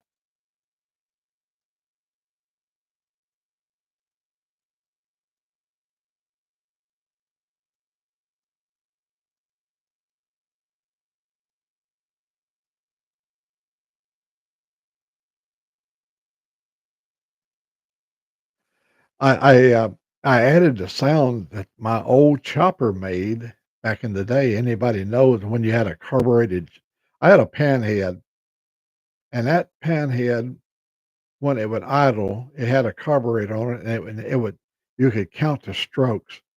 Potato, potato, potato, potato, potato, potato, potato, potato, potato, potato, potato, potato, potato, potato, potato, potato. That was the sound it made when it was idling.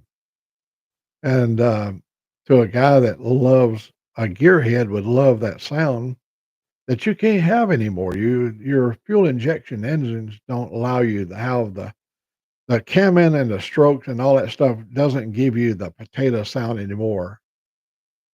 That's just a sound that we loved in our day.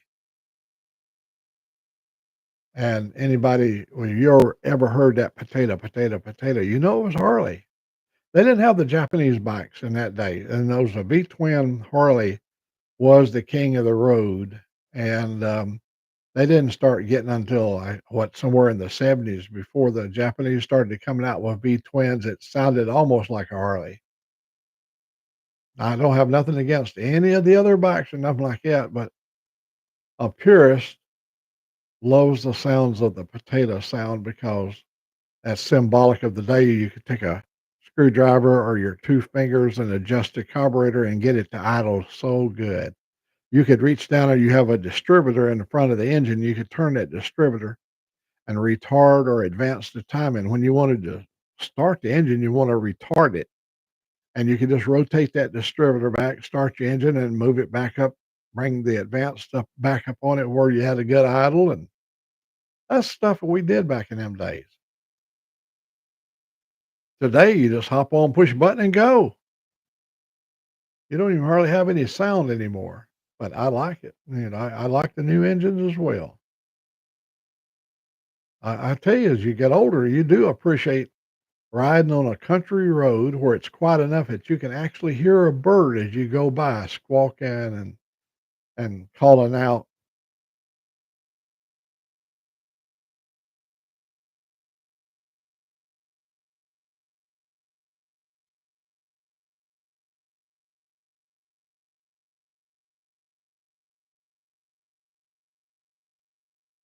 Oh yeah,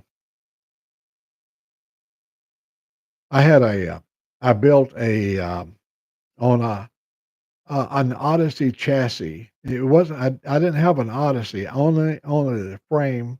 The no portion of it was Honda, but we had a that had the same wheelbase as a Honda Odyssey.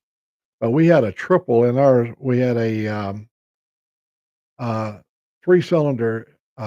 I believe it was a Polaris. It was a three-cylinder engine, and it had three expansion chambers on it.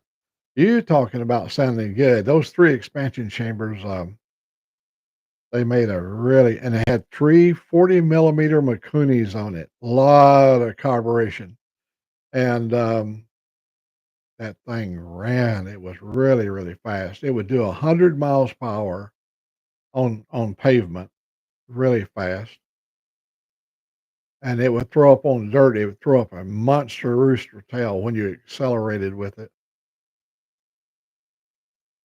And then I went to a 750cc two-cylinder Kawasaki, and it was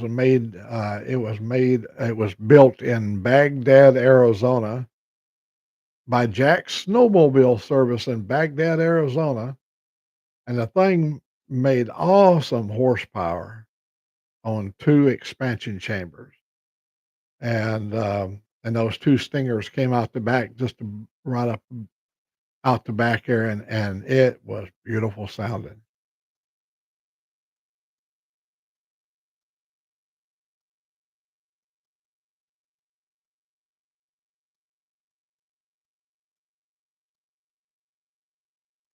Well, in our days, everything had to be built. We didn't have the pleasure of having a big shop right over here.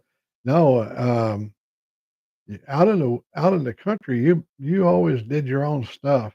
See, me and my boys, we built a racing chassis in my garage. We jigged it up and built the whole chassis out of chrome moly. I welded all the chrome moly on it, and we used 3 different engines on that little race car. And in fact, I've got, uh, oh, I did have a picture of it. Oh, I do have a picture of it. Hang on. I'm gonna show you what happened in 1980. My car number was 80, and the car number was 80, and because the reason we chose 80, in 1980, we won the championship,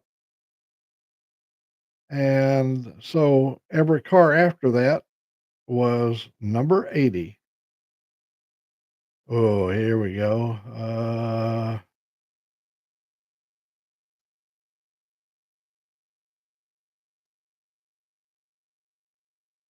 This is me winning the championship in 1980. That's me right there. That's Old Mac sitting there. I was 40 years old. That car completely was built in my shop. And if you'll see there where the place where the shocks go, there's no shocks in the rear. I that morning when we was doing um, the hot lap thing, I tore off the shocks on one side and broke the axle. It had a universal joint, and I broke the universal joint, and I couldn't get any parts for it. So we put a live axle in it, and we ran and won the championship. And you can see there's 2 stingers out the back, 2 of them side by side, but you can only see the one in this picture here. But I built that. The fiberglass body was made in California, and it's called a Challenger body, and they made it to my specs for my body. But that's me coming across the finish line in 1980 in Shelton, Washington.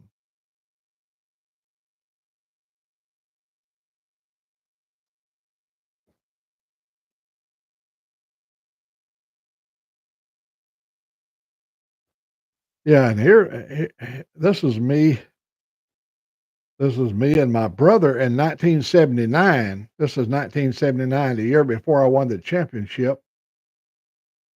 There's me and my brother. Let me see if I can figure out which way to go here. Here we're coming up at the top of the dune, and you notice the rear wheels are still making horsepower. The front end is already off the ground, and we went skyrocket. We were sky pilots, and we flew that day. This picture was taken by Peterson Publication. That's a outdoor racing magazine that covered outdoor sand drags and stuff like that. That had a really hot engine in it. That thing, see on the side, you can see the side exhaust, and it had headers, the whole works. The thing was awesome. 79 CJ7, a heavy machine, but lots of horsepower.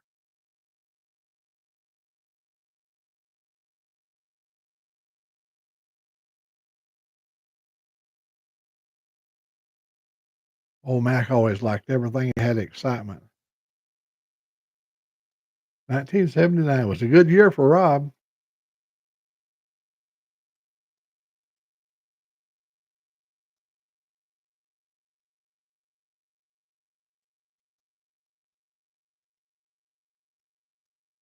Yeah,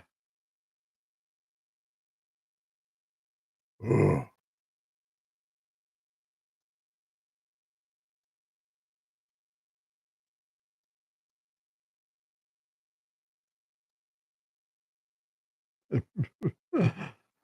Uh, I don't know if how to show up, but see, when you live hard, when you live hard, you got to have the scars to prove it. I got one on both sides of my leg down there. That's when I broke both of the bones in my right leg. Yeah, I got a video of them taking the clamps out of my leg. I made a video of it. Pretty gross, I ain't kidding you.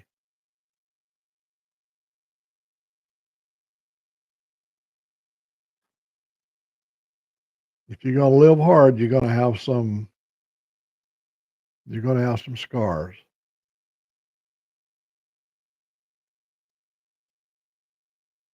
And we do have scars.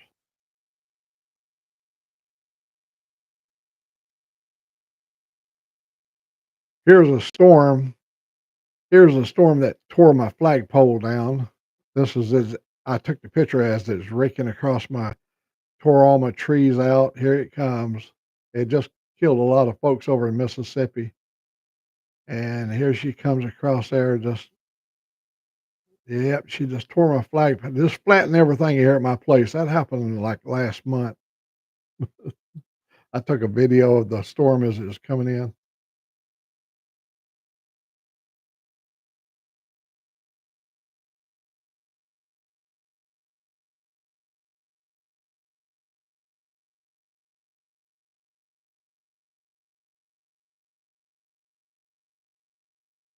Yeah, we've had some good years.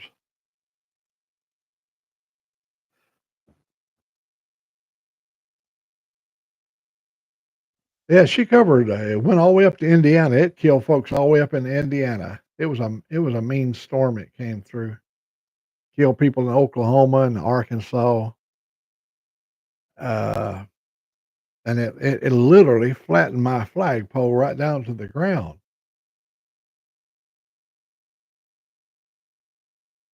Steel, not a wooden pole, but a steel pole in concrete.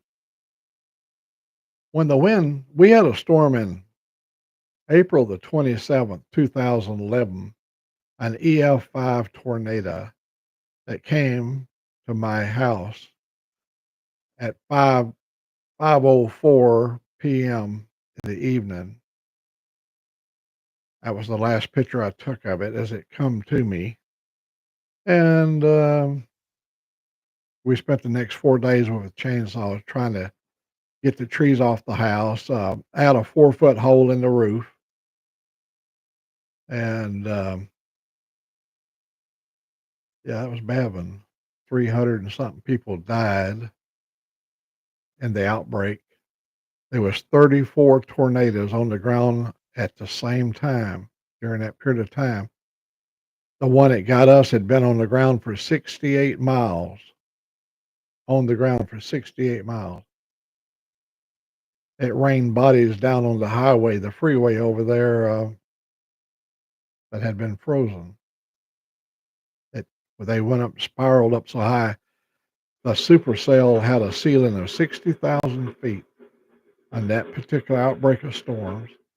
And when the bodies got into the storms over in Dora, Alabama, the inertia flung them out of it, the bodies was frozen.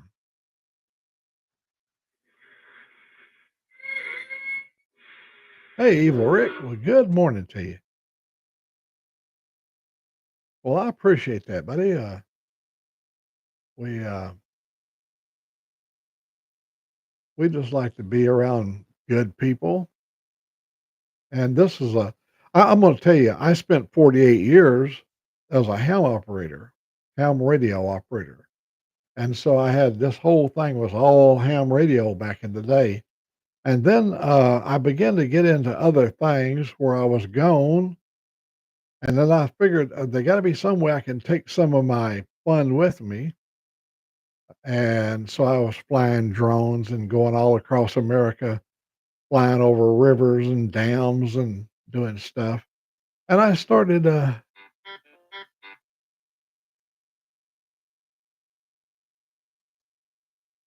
I started to going into this blogging thing. Motorbomb over there, he was doing such a good job. I asked him what kind of a setup he had, and so I got the same kind of setup. And so while we was riding, we started motor blogging, and now we found that we're doing this thing full time with the motor blogging and doing live feeds, so I can bring people up to date what's going on in Old Mack's life. And well,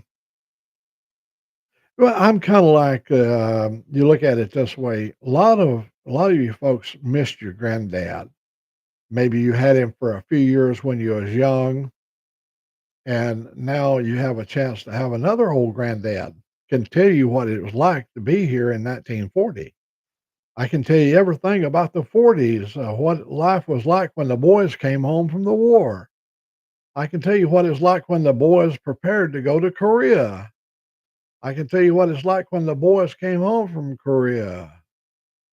Then I can tell you about all the other skirmishes and everything that happened in between. Um, yep. And my sister, she wanted to know, not my sister name is Connie Miller, and yours is Crystal Miller. Crystal wanted to know what we did to make Mother Nature so mad at us. Um, we've broken every rule. We've messed with the environment. We've contaminated the waters. We've done everything that you can imagine to make Mother Nature mad at us. we're the, we're that's just the way we are. Um, I'd like for us to get back to the point where you could still drink water out of the creek. I remember those days. I've done it many a time. Stop and take the cup of my hand up and drink water right out of the creek. You can't do that today. Almost all your creeks are contaminated. Once they started with the DDT, we used to have all these beautiful. We have this bird down here called a chuckwill widow. The chuckwill widow is like a whippoorwill. Some areas you have a whippoorwill. They're not the two birds are not the same, but they have a call that's very similar. One has four musical notes like Chuckwell's widow, Chuckwell's widow, Chuckwell's widow, and the other is whip poor wheel, whip poor wheel, whip poor wheel, whip poor wheel. And those two birds are pretty well eradicated, going away really fast because the chemicals and poisons that made the eggshell real thin, and they couldn't go to maturity where they could hatch. And so we're losing a lot of things in the name of science. And then again, you take genetic modified foods, where when the corn tassels, it puts off spores, and these spores are deadly to indigenous grasses from these genetically modified foods. That's just another thing that just screws around with Mother Nature. And you start stripping the indigenous grasses off the plain state, and then the soil erosion and all that kind of stuff. It's Man has brought a lot of stuff onto ourselves. Of course, volcanoes put out a tremendous amount of, and they have ever since time began put out a lot of ash and sulfur and stuff like that. But in the quest of being the most industrialized country in the world, of course, we're going to put our fair share of pollutants into the air and into the water, and that all has an effect upon the whole environmental picture.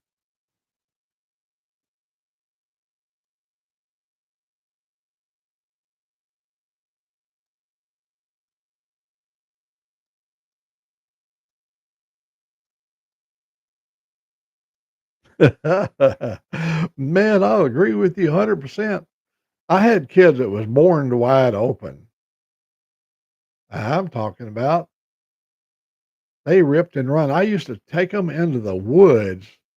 We'd go camping and we'd turn them loose, and they would scream and holler and go out through those big old Douglas fir trees, and they'd climb to the top of them, and 175 feet, they'd go all the way up to the top of the trees, and Oh, they just ran and ripped, and we'd wear them out, and then when we'd bring them back to civilization, when they start to getting a little restless, we knew it's time to take them back to the woods or take them to the beach, somewhere where they could let their hair down and just go, "Wow."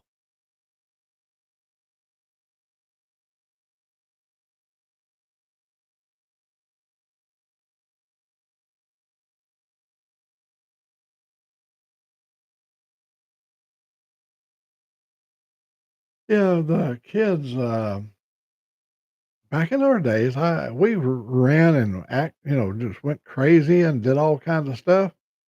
But as time went by, teachers, they got where they didn't want to put up with all the shenanigans, and they started giving kids Ritalin, and they started administering medicine at school, and pretty soon you had little zombie-like kids. Well, all that pent-up energy was built up over the years, and next thing you know, you hear about 2 boys killing everybody in school. You hear about a couple of more boys killing everybody, all of a sudden we begin to see mass murders done by these kids that never was allowed to release their energy. Things that we took for granted was denied to them because the teachers didn't want to put up with them. When we was in kids, we always had rowdy kids in school. And here's how they did it back in the day. When your ass got really rowdy, your ass paid the price. They sent you to the principal and he whooped your ass. But see, all that went away because it's cruel and unusual punishment to whoop a child. Well, you're paying the price for that. You give them Ritalin, won't let them act up in school, make them sedated like zombies. And then when their opportunity comes, all that energy comes forth. And sometimes it's not exactly the kind of energy you're looking for. Got to have kids where they can be free, where they can. You're going to have your class clowns in school. We loved them. I was a class clown. I mean, I didn't do anything to stop the others from learning, but it was a tension breaker. We could we could make the teacher laugh. That's what we did, and so that was a company relief because you got a really an A1 student sitting there, and he is pressured by his parents to be the best he can be in school, and he has to live under authoritarian rule of you are going to be the best student in school. You will play a musical instrument. If I have to kill you, you'll play that musical instrument, or you're going to play football if I have to kill you. But uh, when the comedy would come out in the classroom, for just a moment, that scholar, that person had a chance to get comedy relief and not have all that pressure that is put onto him by his family to be the best he could be. So now, when they took that away, when they started doping up the kids, the creativity started going away. And today we have to see the results of that.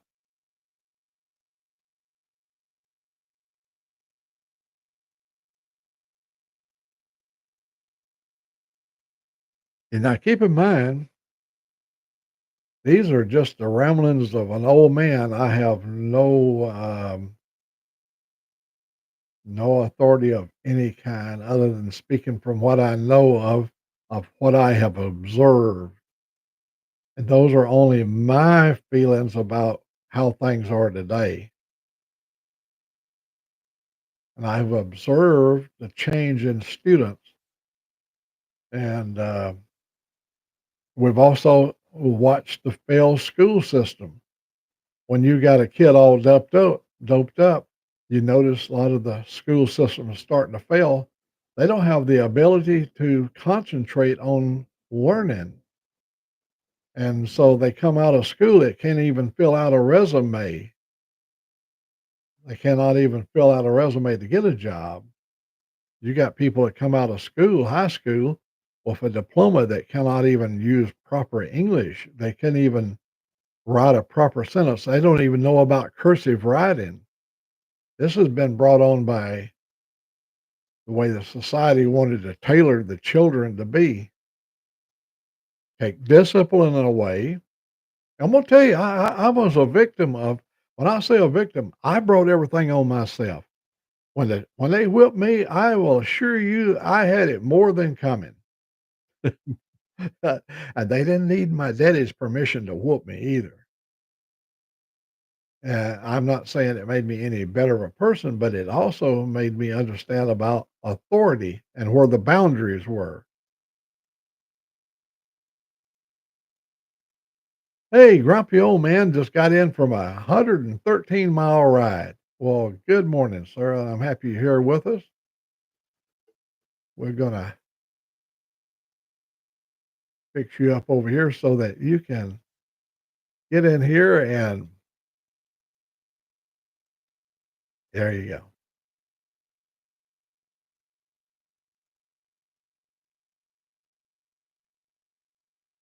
Yeah, I watched you ride across the bridge. I thought it was a when I watched it, I thought it was a sunset. Because sometimes a guy, when he's putting his video together, he'll do the sunset and then and I had taken it as a sunset, but that was a sunrise. And we've done a lot of those rides out in the West where we've done sunrise and sunset, and both of them are a good point to be in.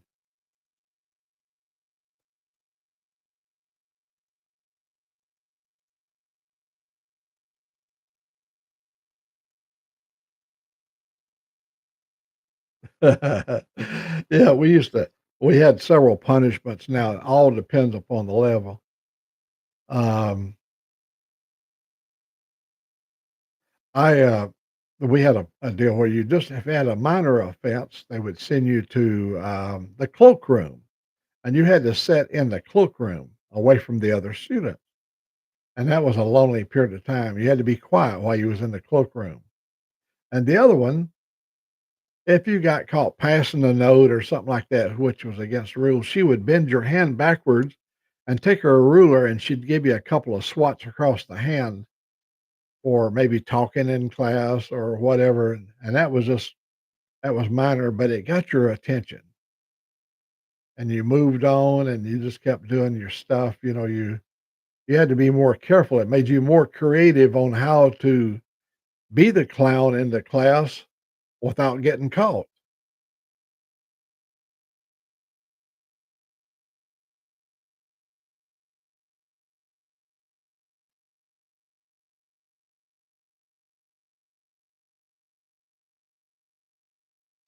The one I hated yeah, the one I hated was the climbing of the rope. Um, you had to go in the gymnasium and climb that rope. It had knots in it and everything.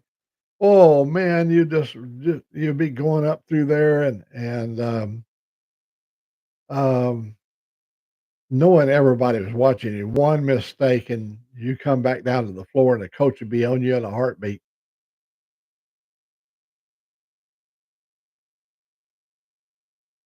And having to go out, the teacher would send you out with all the erasers, and you had to go out there and pound the erasers together and get all the chalk out of the eraser, and then you had to come in and erase the blackboard.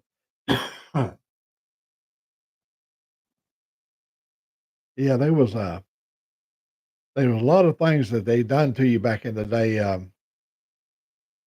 that would get your attention.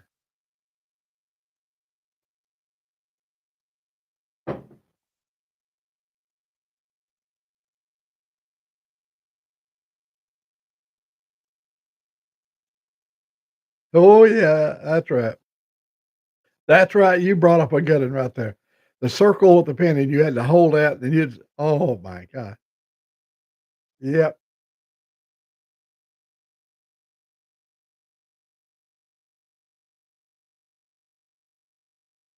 But those are just disciplinary things that, I think it built your character somewhat because it was a challenge to see if you could do it.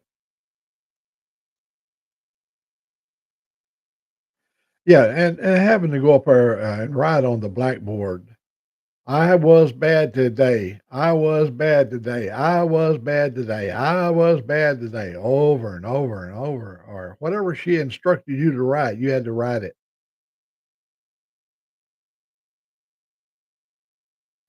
And in our days, all of our stoves, all of our schoolrooms had a coal stove, a big pot-bellied coal stove in the middle of the room, and all the chairs was, situated around it where everybody could keep warm, and they drawed a name every day of who was on the coal duty. And you have a coal house out there that had a coal chute on it, and you'd take a scuttle bucket that was always sitting there by the stove and go out and get the coal out of the shuttle. You know, you'd pull the lever and it would come down and fill your coal scuttle up. But when it got below that trough, you had to go into the coal house to get the coal. And we'd get in there, it'd be pitch black in there, and we'd throw coal at one another. We'd come out there and look like coal miners. Got kicked out of Catholic school.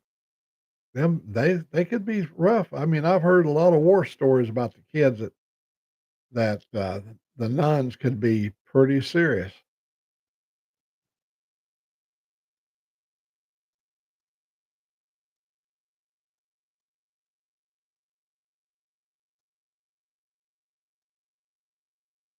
Yeah, we used to have to go and go bring coal in. You never knew who in these. You know, you had to reach in the deal and draw, and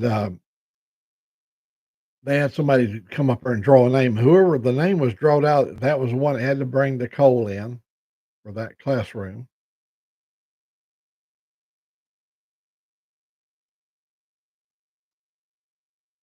Them was some good old days. You look at it that way. You had to walk to school, and they always had a good fire in each room. The room would be full of the stove would be warm when you got there. Man, it feels so good to finally get to your classroom where it was warm and snuggly, and it'd be so warm sometimes you'd sit there and do everything you could to fight off sleep, and the teacher ain't gonna let you sleep.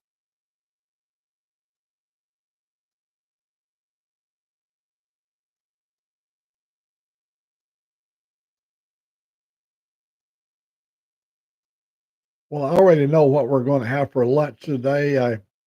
I picked up some kielbasa sausage, a nice Cajun kielbasa, and I'm gonna have Cajun kielbasa sausage with rice, and, that's, Angelique and I's favorite. We like to fix that. I prep I got a wok and I do the fry the kielbasa and stuff in with the seasoning, and then I fold my cooked rice into it, and like a stir fry rice with kielbasa.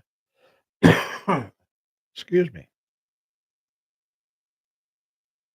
Gotta drink more coffee, less talking.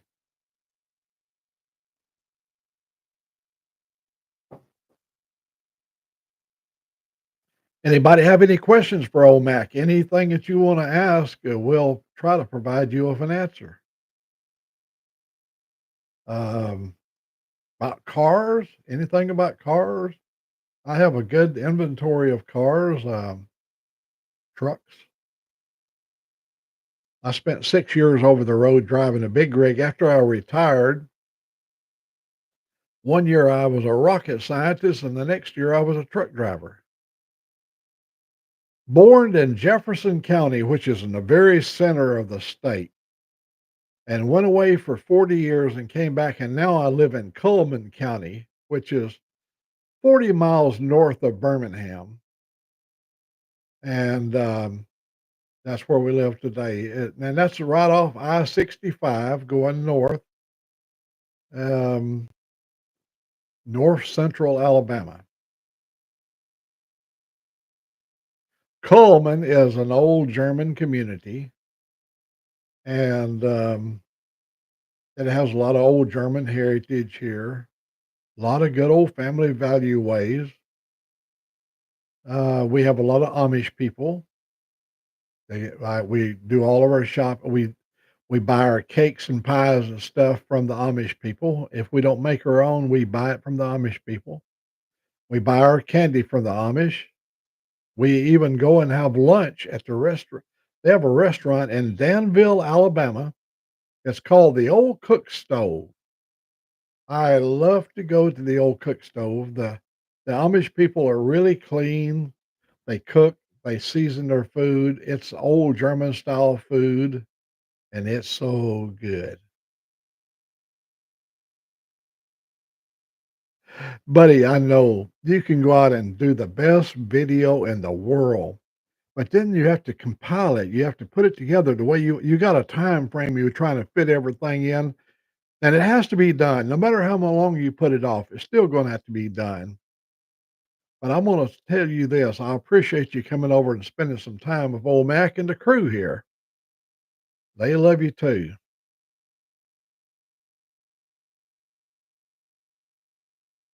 We, Crystal, we are people that like to cook. Uh, Southern food. We like fried green tomatoes. See, it's coming up on the season. I can go up right now to Lacon, is a place about 40 miles north of here, and I can get green tomatoes. They grow them in this great big old covered what do you call it? It's where the water and chemicals and everything is perfectly balanced. They grow tomatoes up there. And I could get some vine ripe or green tomatoes. I like fried green tomatoes. We like everything fried. We do have a deep fryer. I'm a 6'1", 230 pounds, but and see, and then when I was 70 years old, when I was 70, I was 258 pounds in size. So I had a big jowls on me. I had arms that fill these sleeves up. See, these sleeves are like little, look at them little strings hanging out of my, they ain't no muscle there no more. Because old Mac done swivel up. He's down to 230 pounds now. In fact, I've been down as low as 212 pounds when I had the diabetes. I still have it, but when I was really following the diabetic schedule and everything, I was down to 212. And but I still like to eat way too much. I enjoy eating as much as anything in the world. All kinds of food I'm talking about. I have a wide range. Mexican, Italian, so of course, anything southern fried I like. Um, yeah, we do a lot of Asian food, so much of it. Um, we're just part Chinese, I think. We have one called Lynn Gardens that we go to that they have a fried oyster that is just hard to beat. They have a thing called Homer heads. Homer head. They're actually little like a little baby octopus. They got 8 little legs. They're about I got a video. In fact, let me see if I can I think I've already gotten rid of it, but if I could find that, I'd like to show you my my video, and I doubt if I still have it. When it's on my YouTube page at Old Mac, or you can see Old Mac eating a Homer head, and it's got it's got Chinese, it's got Chinese talking, and he's saying it's translated. It said, "It not chicken." Yeah, yeah. Here Southern people say everything tastes like chicken. Well, looky there.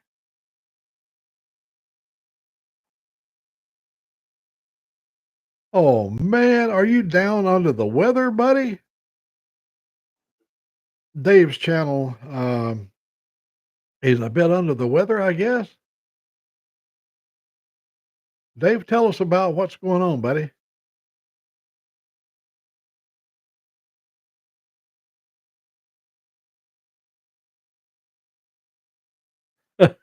Yeah. He's over there just he ain't hardly moved out of that spot. He's, his breed is Himalayan. Himalayan are real steel.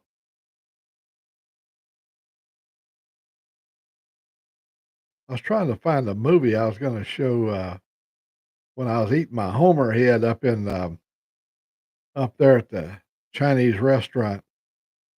Angelique made her sick. She said, "Oh, I can't stand it when you eat them Homer heads."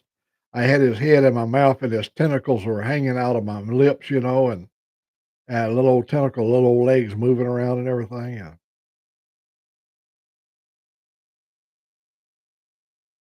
I was gonna see if it's gonna gross you guys out when I find my, my Homer head video. I probably don't have it anymore, probably. Oh, buddy, I hope you get to feeling better. Oh my god. I know you have a well, you just coping with it and doing the best you can.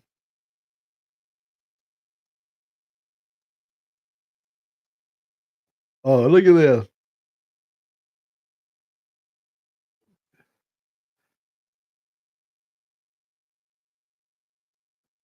That's old Mac right there when he's stoned on gummies. That's old Mac right there. See, that's when the devil done got me, see? The devil already has me. Look at that.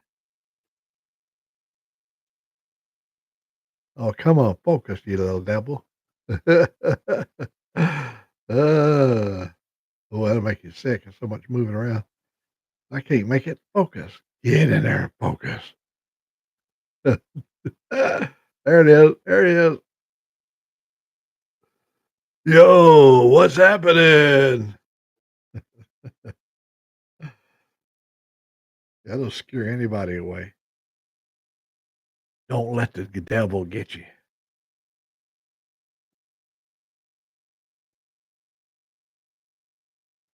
Well, here's a picture I'm really proud of.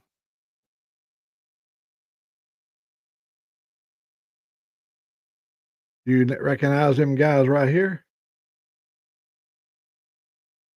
I can get it to focus. Come on. Yeah. Oh, come on. There we go. That's Ray Gregory and I over there at Covered Bridge.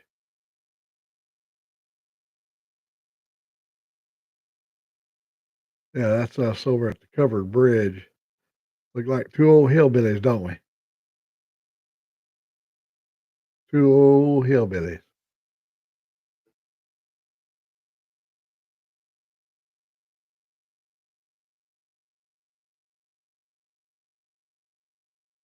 Well, I guess the Homer Head video, I don't have it. I guess it's over on YouTube, but it was fun anyhow.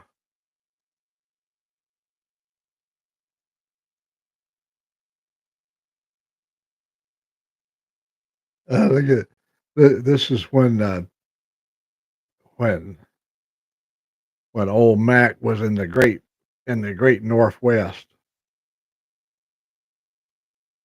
freezing his yin yang off.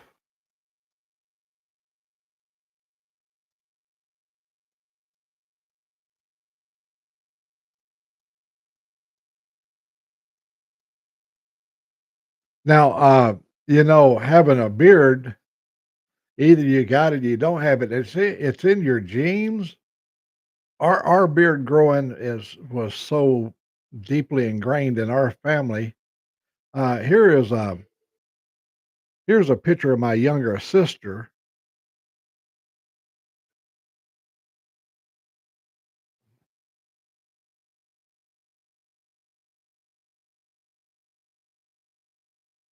I hope it focus. Come on. Well, you get the point anyhow.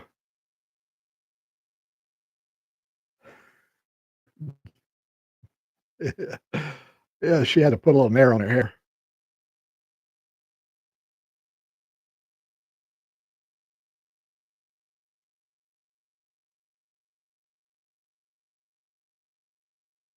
Yeah, that was a really a good adventure when Ray and I took our ride across the countryside going and seeing the covered bridges of Alabama. Man, that was a lot of fun.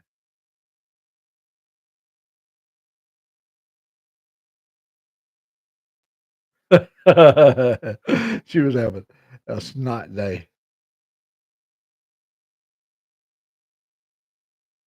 Yeah, man, I'm hoping that stuff clears up on you.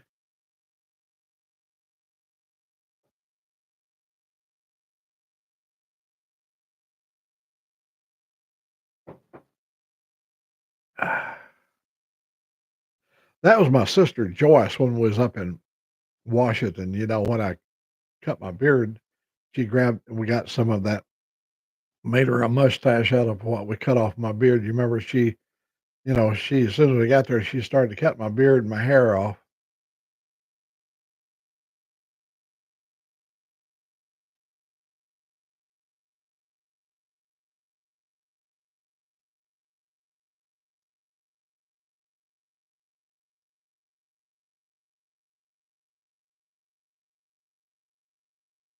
Smash burgers. I'm reading some of the Rob. I had a smash burger from a local joint the other day. Never knew that. Oh man.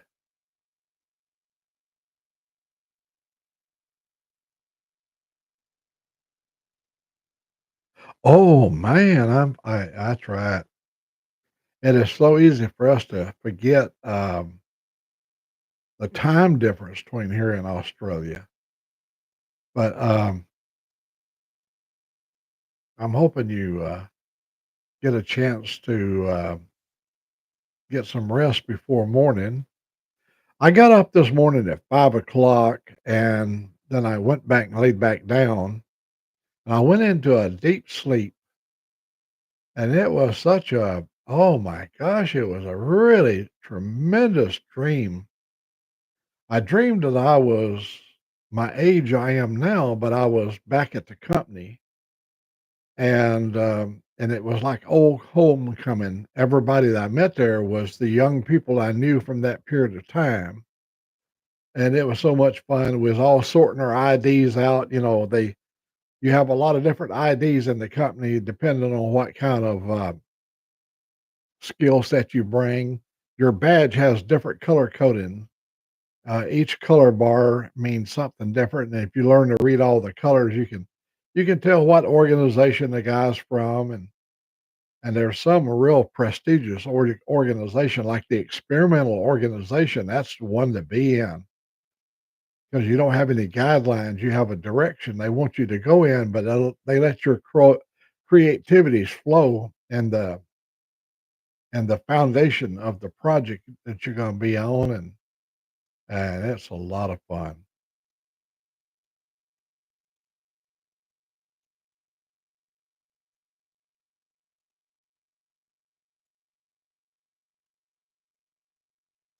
Well, Ray, I've been on for 2 hours and 29 minutes.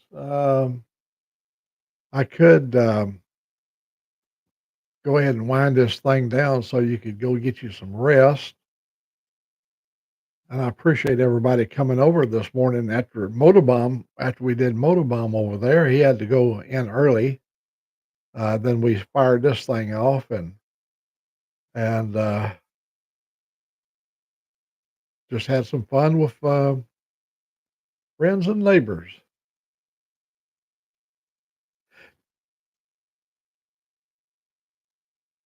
Did you like my little song I put in my video yesterday about the barefoot boy?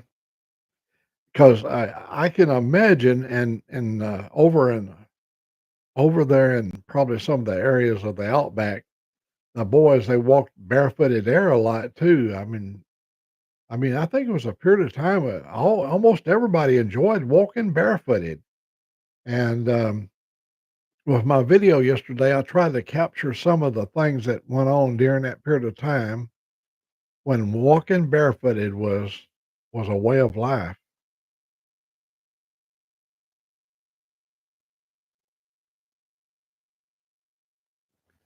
Okay, let me go ahead and anybody want to say any final goodbyes to one another? Or go ahead and wrap it up, and I'll end the stream.